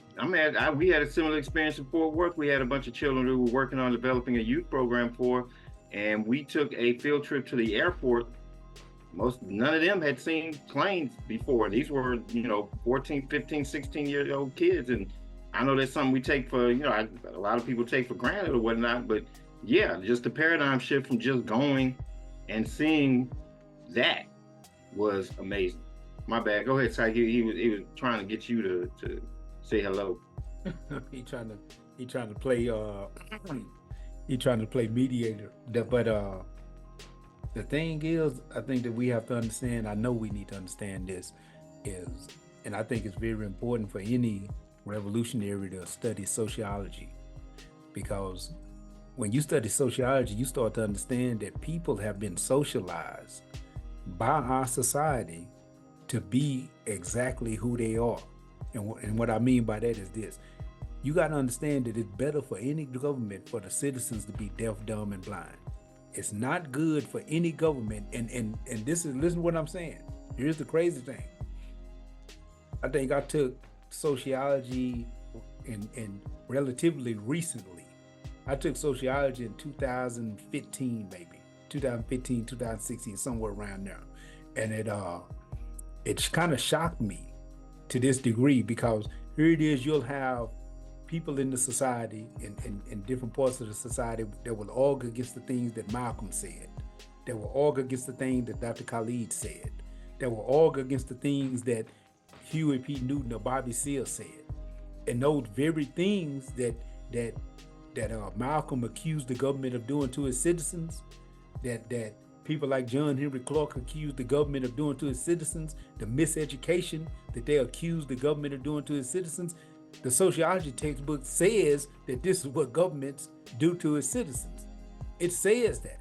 It tells you that that miseducation is a technique that governments use in order to keep their citizens essentially in line. You teach the citizens the glorious history of the country in order to have the citizens dedicated and loyal to the country. You teach them this. You give them this. People will scream and argue that where they live at is the best. And America is not the only place that does this. We got to keep this in mind. Every government does this. They do this to make you loyal and dedicated to the society. Then they do things to keep you distracted so that you don't care about the global issues that basically affect your personal life. They keep you distracted.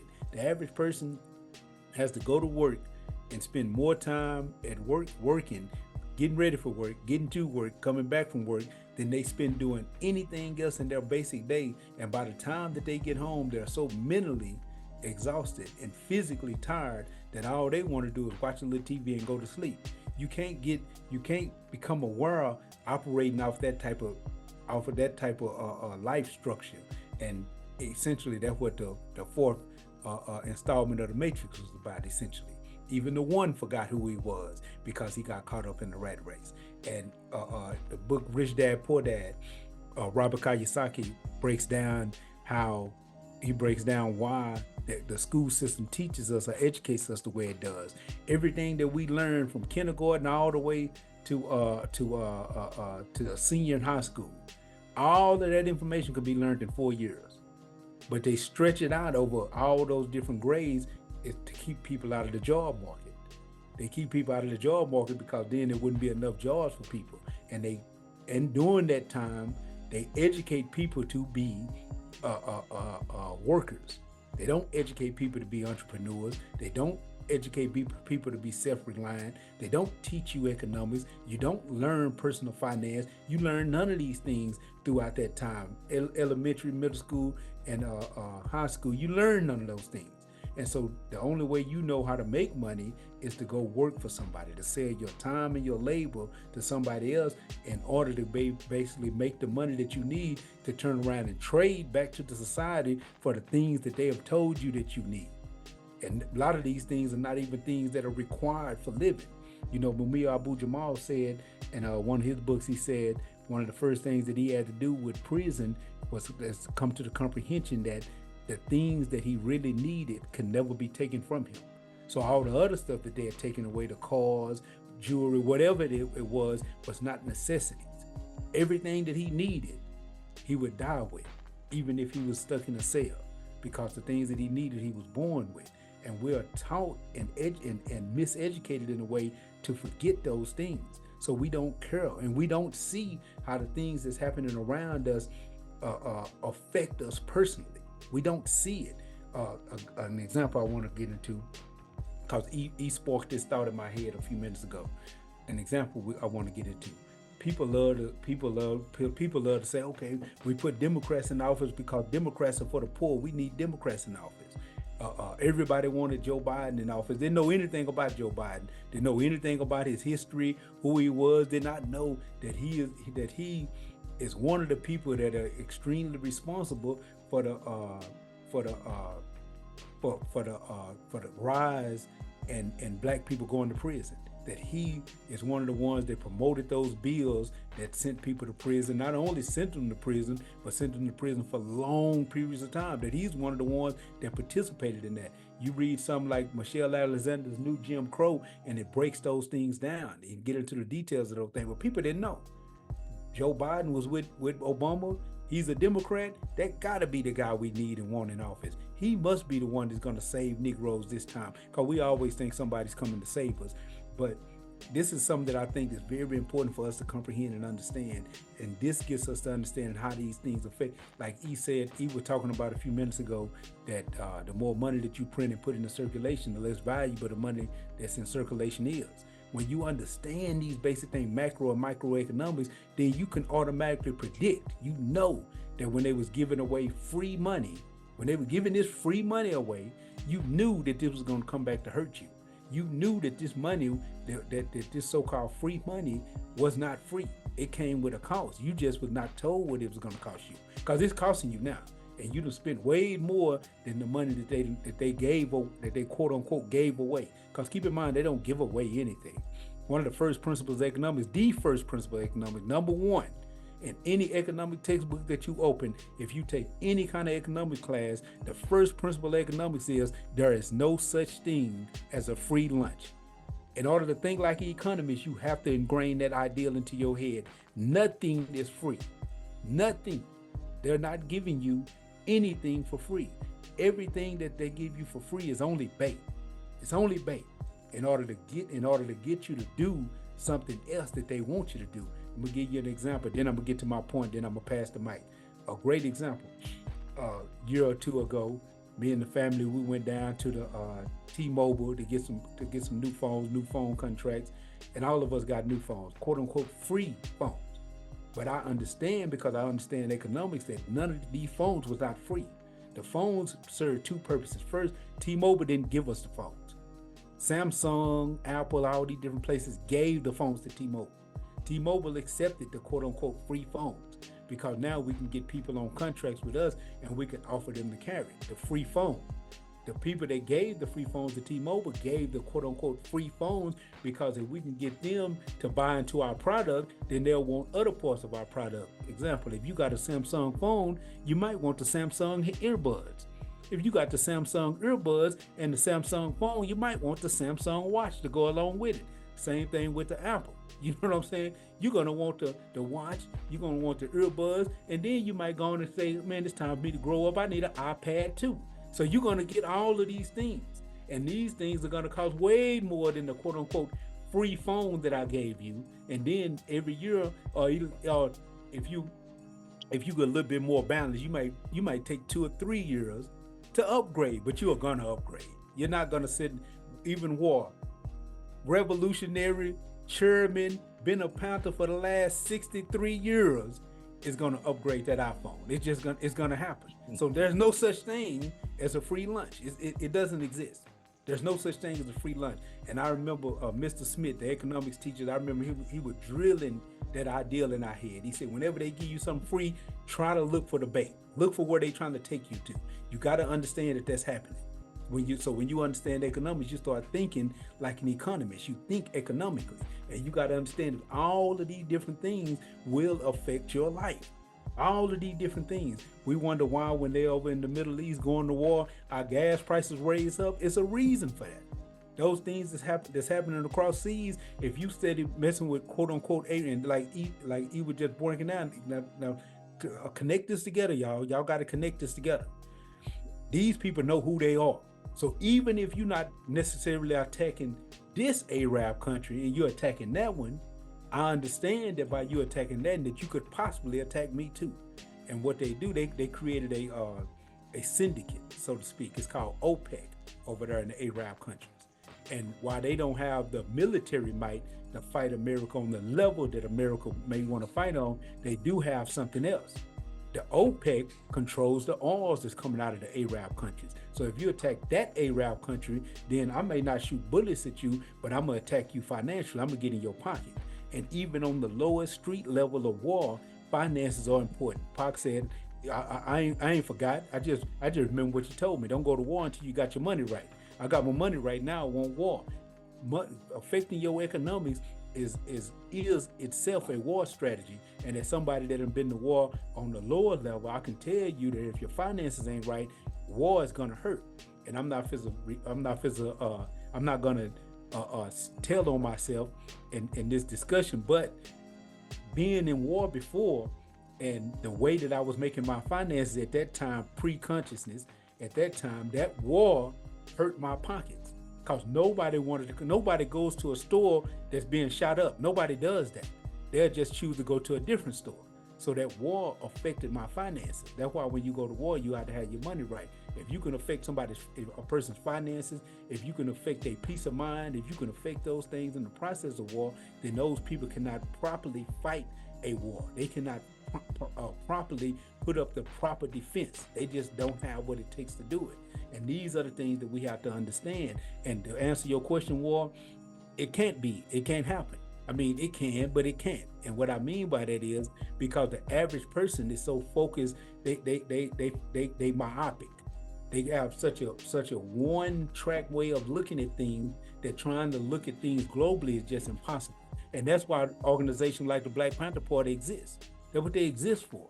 The whole purpose of the Black Panther Party is to awaken the people and teach and educate the people. I mean, back in the 60s, Huey and them was using strategies, and like he said, they had basically made themselves free and didn't even understand it.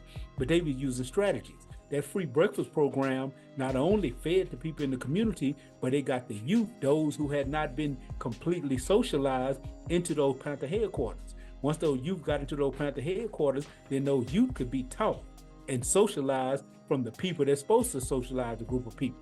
So now you're building revolutionaries from the ground level. Remember, the babies are the greatest. They're easy to touch and educate and teach and change than it is these overgrown Negroes that think they know something. When you're dealing with one of these niggas that think they know what they're doing, they don't want to listen. They're not willing to change their thinking. Matter of fact, they'll fight you tooth and nail to maintain a way of thinking that does not benefit them. And I'm gonna shut up with this one because it just reminded me of something. I was talking to a brother, and y'all know this dude, y'all know this guy. Just think of the guy that caused me the greatest headaches that I was trying to help out of the mud. Y'all know this guy. But one of the last conversations I had with this guy, he was sitting there making all these excuses why he can't get up off his behind and pull himself out of the dirt. And I just looked at him and said, you are sitting here arguing with me for your own limitations. What the hell is wrong with you? Who does that? Who sits around and fights to maintain their limitation? I fight to get mine off me. And when you try to bring them to me, I run from you. But this guy was fighting to maintain his excuses and his limitations. And this is the condition and the state of mind that our people are in. They'll rather watch, they are going to watch, period, point blank. They're going to watch music videos on YouTube talking about the death and destruction of the community way before they'll watch some education. At least in mass they are, and that's one thing that we have to understand, and this is nothing new. The masses have always been deaf and dumb and blind.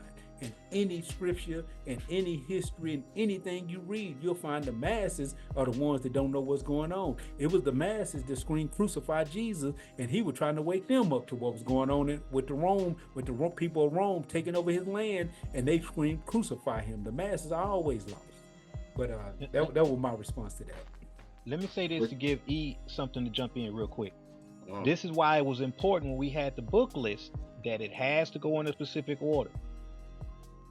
Because even we take a basic principle within the Panther Party like the 3 Ds. Define, develop, and defend. If you take them out of order, period, if you don't start with a definition, of self that you then develop and that you then defend. If you reverse that order, you are on a path of complete self-destruction. You can't defend when you don't have knowledge of self. Period. You can't develop when you don't have knowledge of self. What are you going to develop? What are you going to defend? Definition has to come first. So when we talked about those books, and we can just apply that across the board with anything, most people, when they read, they're reading something because they have a goal at hand, and that goal is typically 99% of the time is just to make more money or have access to more money. But if you were to ask them, and Psych then gave a class, talked about this thoroughly before, what are you spending money for? What's the reason why you want the money?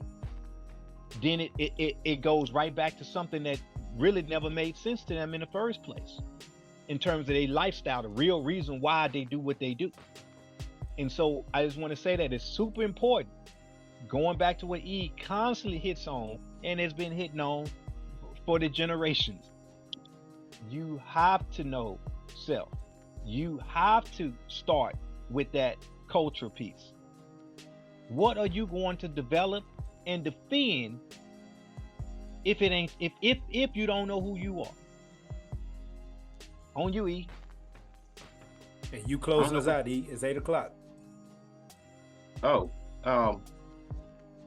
that's kind of why I'm glad we took it, because the list is in a specific order for a specific reason, like Ward just said. But going backwards through that is exactly the process that we have to approach our liberation from. Yes, you want to understand leadership and organizations and all of those types of things, but let's dig back. Just like when we talk about knowing the new Black Panther Party, well, you got to know Hugh and them. You want to understand Hugh and them, well, you got to understand the nation. You understand the nation, you got to understand the UNIA. You have to keep going back and going back and going back in order to do any of that, to redefine, to redefend, to redevelop, to do all of those things and give ourselves a cultural context. No people in the world fight to be free if they think that they're already free. And when we look around and say, because I can spend money at any store I want to spend it at, I must be free, it shows that we do not have an understanding as to what freedom is for us. We don't understand the game that we're playing. We don't understand our position. We don't understand how these things are affecting us and being used against us, and how we're empowering them by continuing to feed into the nonsense, because we don't know what's damaging our bodies. We haven't read our medical history, so we think that we don't have a history of diabetes or cancer or high blood pressure. We just think, oh, I got a little headache. But we dig into it and we start to find out what it is we're actually supposed to be, what food we're supposed to eat. Europeans came up with the concept of eating with knives and forks. We typically, if you go to Africa or eat around a traditional African family in their home, a lot of the food is you eat it with your hands, you eat it with your fingers, because there's a connection that we as a people have understood and have always understood deep down in our psyche, that that's a part of the connection. And you start disconnecting yourself, the vibrations and all of those things that go with it, when you start to put utensils between you and the food. There's a break there, and it's as simple as that. So again, it comes back down, as it always does, to personal accountability. What is it you really want to do? We have to be honest with ourselves. If you don't want no part of this, that's cool. Get out of the way. But we as a people have various personality types, various types of individuals, quote unquote, individuals within our community. And we have to identify those individuals, including ourselves, and figuring out what role it is we're going to play. We have to figure it out. We have to figure out where it is we stand in relationship to everybody else, so that we don't continually, again and again, because we're fucking doing it again. People are turning on Joe Biden, and it's cute. It's real funny to see black folk, blowing white people's mind when they say, oh, I'm a Trump supporter, and they can't figure it out. Why are these black folks being Trump supporters? But we have to understand that Trump don't give a shit about us any more or less than Biden does. It's the same game over and over again. and we're not. We're Dorothy and them at the Wizard of Oz. We're so caught up in the flash and the what is it, something shiny, that we can't see the man behind the curtain pulling the levers that's really manipulating and controlling what's going on. You know, just simple case in fact, Joe Biden is so far out of his mind, it's no way he's running a fucking country. He can't get off a stage by himself. He done started, these people got a little dance now. I don't know if y'all seen it before or seen it yet. It kind of cute for some laughs, you know, a couple of seconds. If you YouTube, was it the Biden dance? You seen a little kid, like a little toddler, when he gotta take a really hard shit, and he just stop and he stand and he kind of squat down and you like, stop doing that, don't do that, because you know he's trying to poop in his pants. Biden's been doing that. Like, he'll walk around and he'll just stop and he'll just squat down like he's shitting on himself. And he actually told one reporter at one time, he said, well, my butt's been wiped. Like, what is this? This is the dude that y'all put in? So you really think he's running the country? If nothing else, that should tell you there's something going on behind the scenes that they're not, you know, giving you, clearance to hear about. But like the brother said, application theories are great, but it comes down to the application. And so for me, when I started to see, okay, this economy, this is years ago when I was at Lockheed, this economy is starting to unravel, I need to do this prepper shit. I need to figure out something, because there's going to be, I intend to be on the other side of what goes on. You know, if there's a nuclear war, if it's just, you know, economic collapse, whatever, a billion, you know, illegal immigrants taking all the jobs, whatever it is, I need to be prepared for the other side of that. I'm not going to die in that shit. I'm still going to be around. I need to make sure I have a plan for after that. So whatever comes next, whether, like I said, whether it's war, whether it's, you know, famine, whatever it is, you got to have some type of plan to deal with that reality, because it's coming. Whether you want it to or not, whether you give a fuck or not, whether you count yourself as moderate or left or right or whatever your political leanings are, it doesn't matter. If you say you're apolitical and you don't deal with politics, that's fine, but it's still gonna happen. You still gonna have to deal with that reality.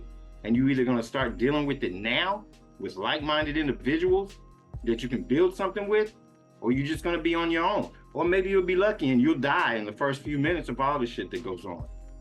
So that's what our historical context gives us. It helps us get a map of where it is we're supposed to go, because it shows us where we've been and gives us something to build on, so that when we see freedom and we start feeding our own children, when we start taking care of our own old folks, we don't think that we're just surviving until we get free. We'll realize, oh fuck, we're free. And we'll know when to stop fighting and to continue the building. I think it's important for the revolutionaries to know this.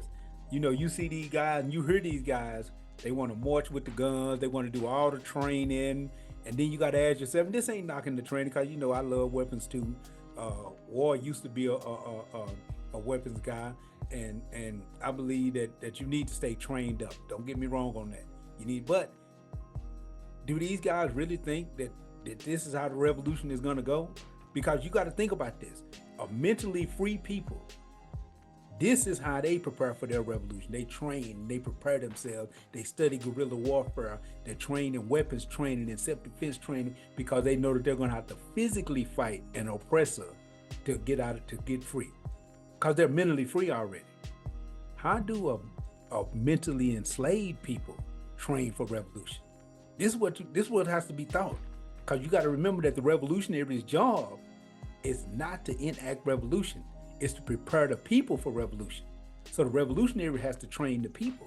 And how do you train? Again, I'm gonna ask the question again. How do you train a mentally enslaved people for revolution? You have to free them from the mental slavery. So the revolutionary's job in a situation like we are in is not the training with weapons, the marching down the street, to creating all these gun clubs and being proficient in rifle maintenance.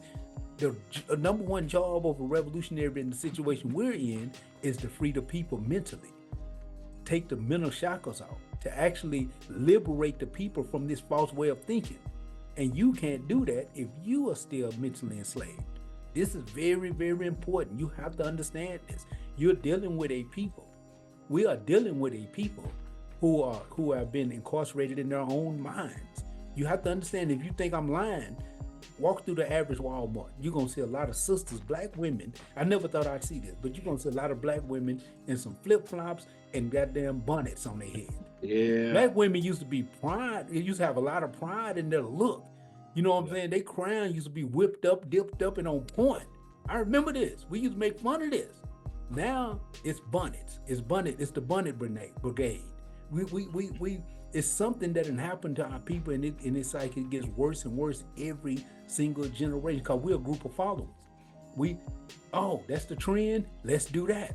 That's what our people are doing. And these trends are never trending toward social development. They're never trending toward an educational reform or a paradigm shift. They're never trending toward the things that actually liberate us from this condition. It's just trending lower and lower. It's like a people trying to dig deeper into a quagmire, or people digging deeper into quicksand. That's what we're dealing with. And the revolutionary, you people that claim y'all are revolutionaries, that claim that y'all are activists, this is the real training you have to do. You have to go dig up under some John Henry Clark and learn the information that you need, some Shekinah Diop, some Anthony Browder, and learn the information you need, even some New Age writers like Supreme Understanding, and learn the information that you need to go liberate these people from these way of thinking, go through this psychological underground railroad and bring the people out. Your weapons training ain't gonna mean nothing as long as the people are still psychologically enslaved. And I don't think y'all sit up and take our time to realize that. All the weapons training in the world is not gonna mean anything to a psychologically enslaved people. There's no liberation now. There's no fighting to be done. Y'all have to understand this. That's your job. Your job, and Hugh and them talked about it. Even they knew it and didn't know it. Even they knew it and didn't know it. And there's something to be said about that. Even they talked about that the number one goal of a revolutionary is to raise the consciousness of the people. That's your goal. Your goal is to raise the consciousness of the people. Whatever happened to that NA, not effing around posse or whatever it was called. What was it called? What was the name of that group? Not fucking around coalition. Yeah, whatever happened to them guys? They leader in jail. You know what I'm saying? Whatever happened to these guys? All these people running around with all this weapons training. These people with all this weapons training, and the CIA did its job. The whole project came full circle. How about that?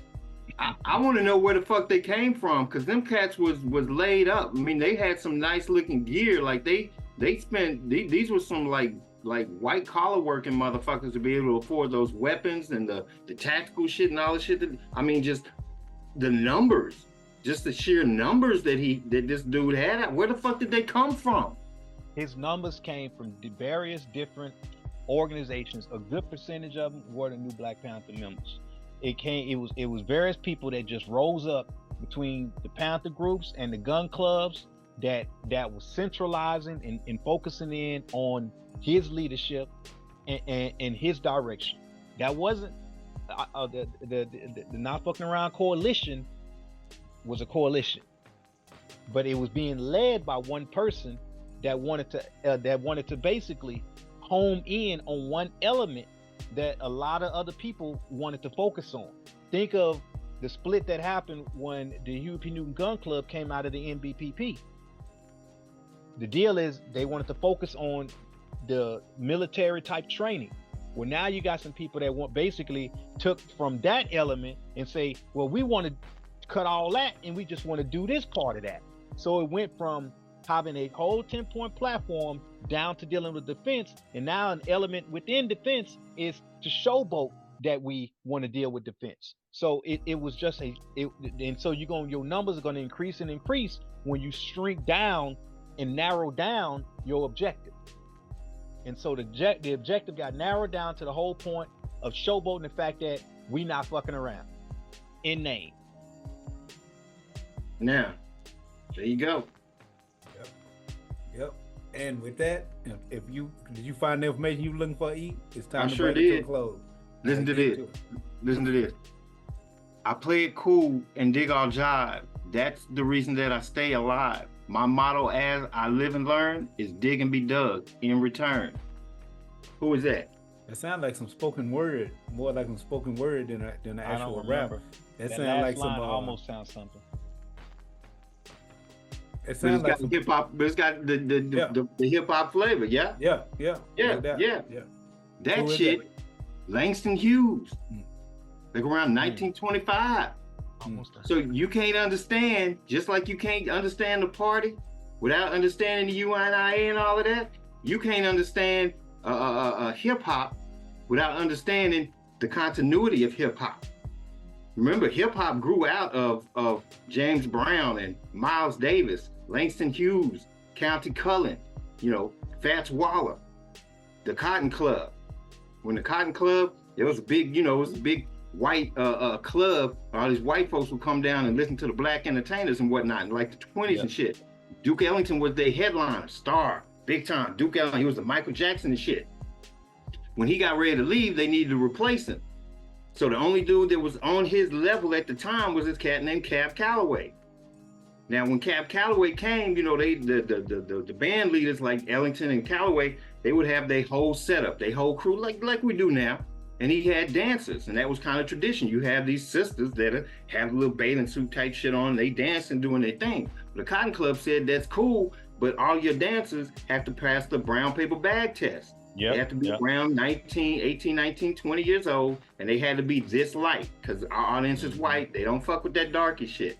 Cab Calloway was like, fuck that. I got my crew, and most of them are dark brown. So either you take them or I'm out. They went back and forth for a minute. But Cab was like, no, fuck that. I'm bringing in the dark sisters. This is how we're going to roll. And he eventually won it, and they let him in with his crew and shit. So when we say hip hop, what we're really saying, like every generation does, we say hip hop, we're saying hip hop is really, by definition, what we contributed to the culture. That's all hip hop is. Because that shit existed before KRS-One, before African Bambaataa.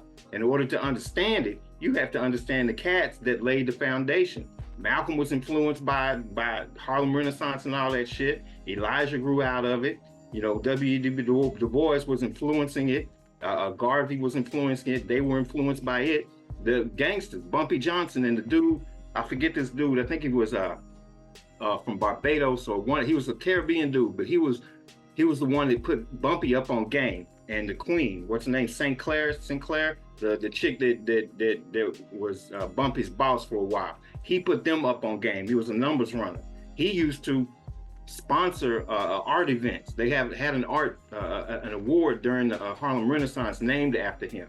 But he would sponsor a lot of the artists that were just like fucking what's his name? Eazy-E. Hey, Easy, why don't you put some of that drug money on this music shit right here? We did that shit back in the 20s. Same exact scenario. This dude making numbers, hustling in the street, and he want to support some of our cultural expression. That's the same shit he did back then. So to understand our contribution, AKA hip hop, to the culture, we have to understand what gave birth to what it is we call our contribution, what we call hip hop. Because all of that shit that we got, none of that shit was new. They were rapping back in the 20s. They did the moonwalk. People think Michael Jackson moonwalk, he invented it. No. And it wasn't that dude on Shalimar that invented it. No. We've been doing the moonwalk since the 20s. I think it was the Wright brothers or some shit. These dudes were cold. You want to see some dancing? Look at that shit. Look at Lindy hopping. That was what white people's version of it is Lindy hopping. Or no, it's the other way around. But Lindy hopping was breakdancing back in the day. You could literally take the music from the 70s, rap music, hip hop music from the 70s, and lay it over their dancing. And the shit syncs up and lines up perfectly. So that's why I say you can't understand hip hop in that bubble. Like we keep doing everything. That's just our contribution. That shit is much bigger than what it is we call hip hop. So yeah, read up on your Langston Hughes there, War. Then you'll be on my level.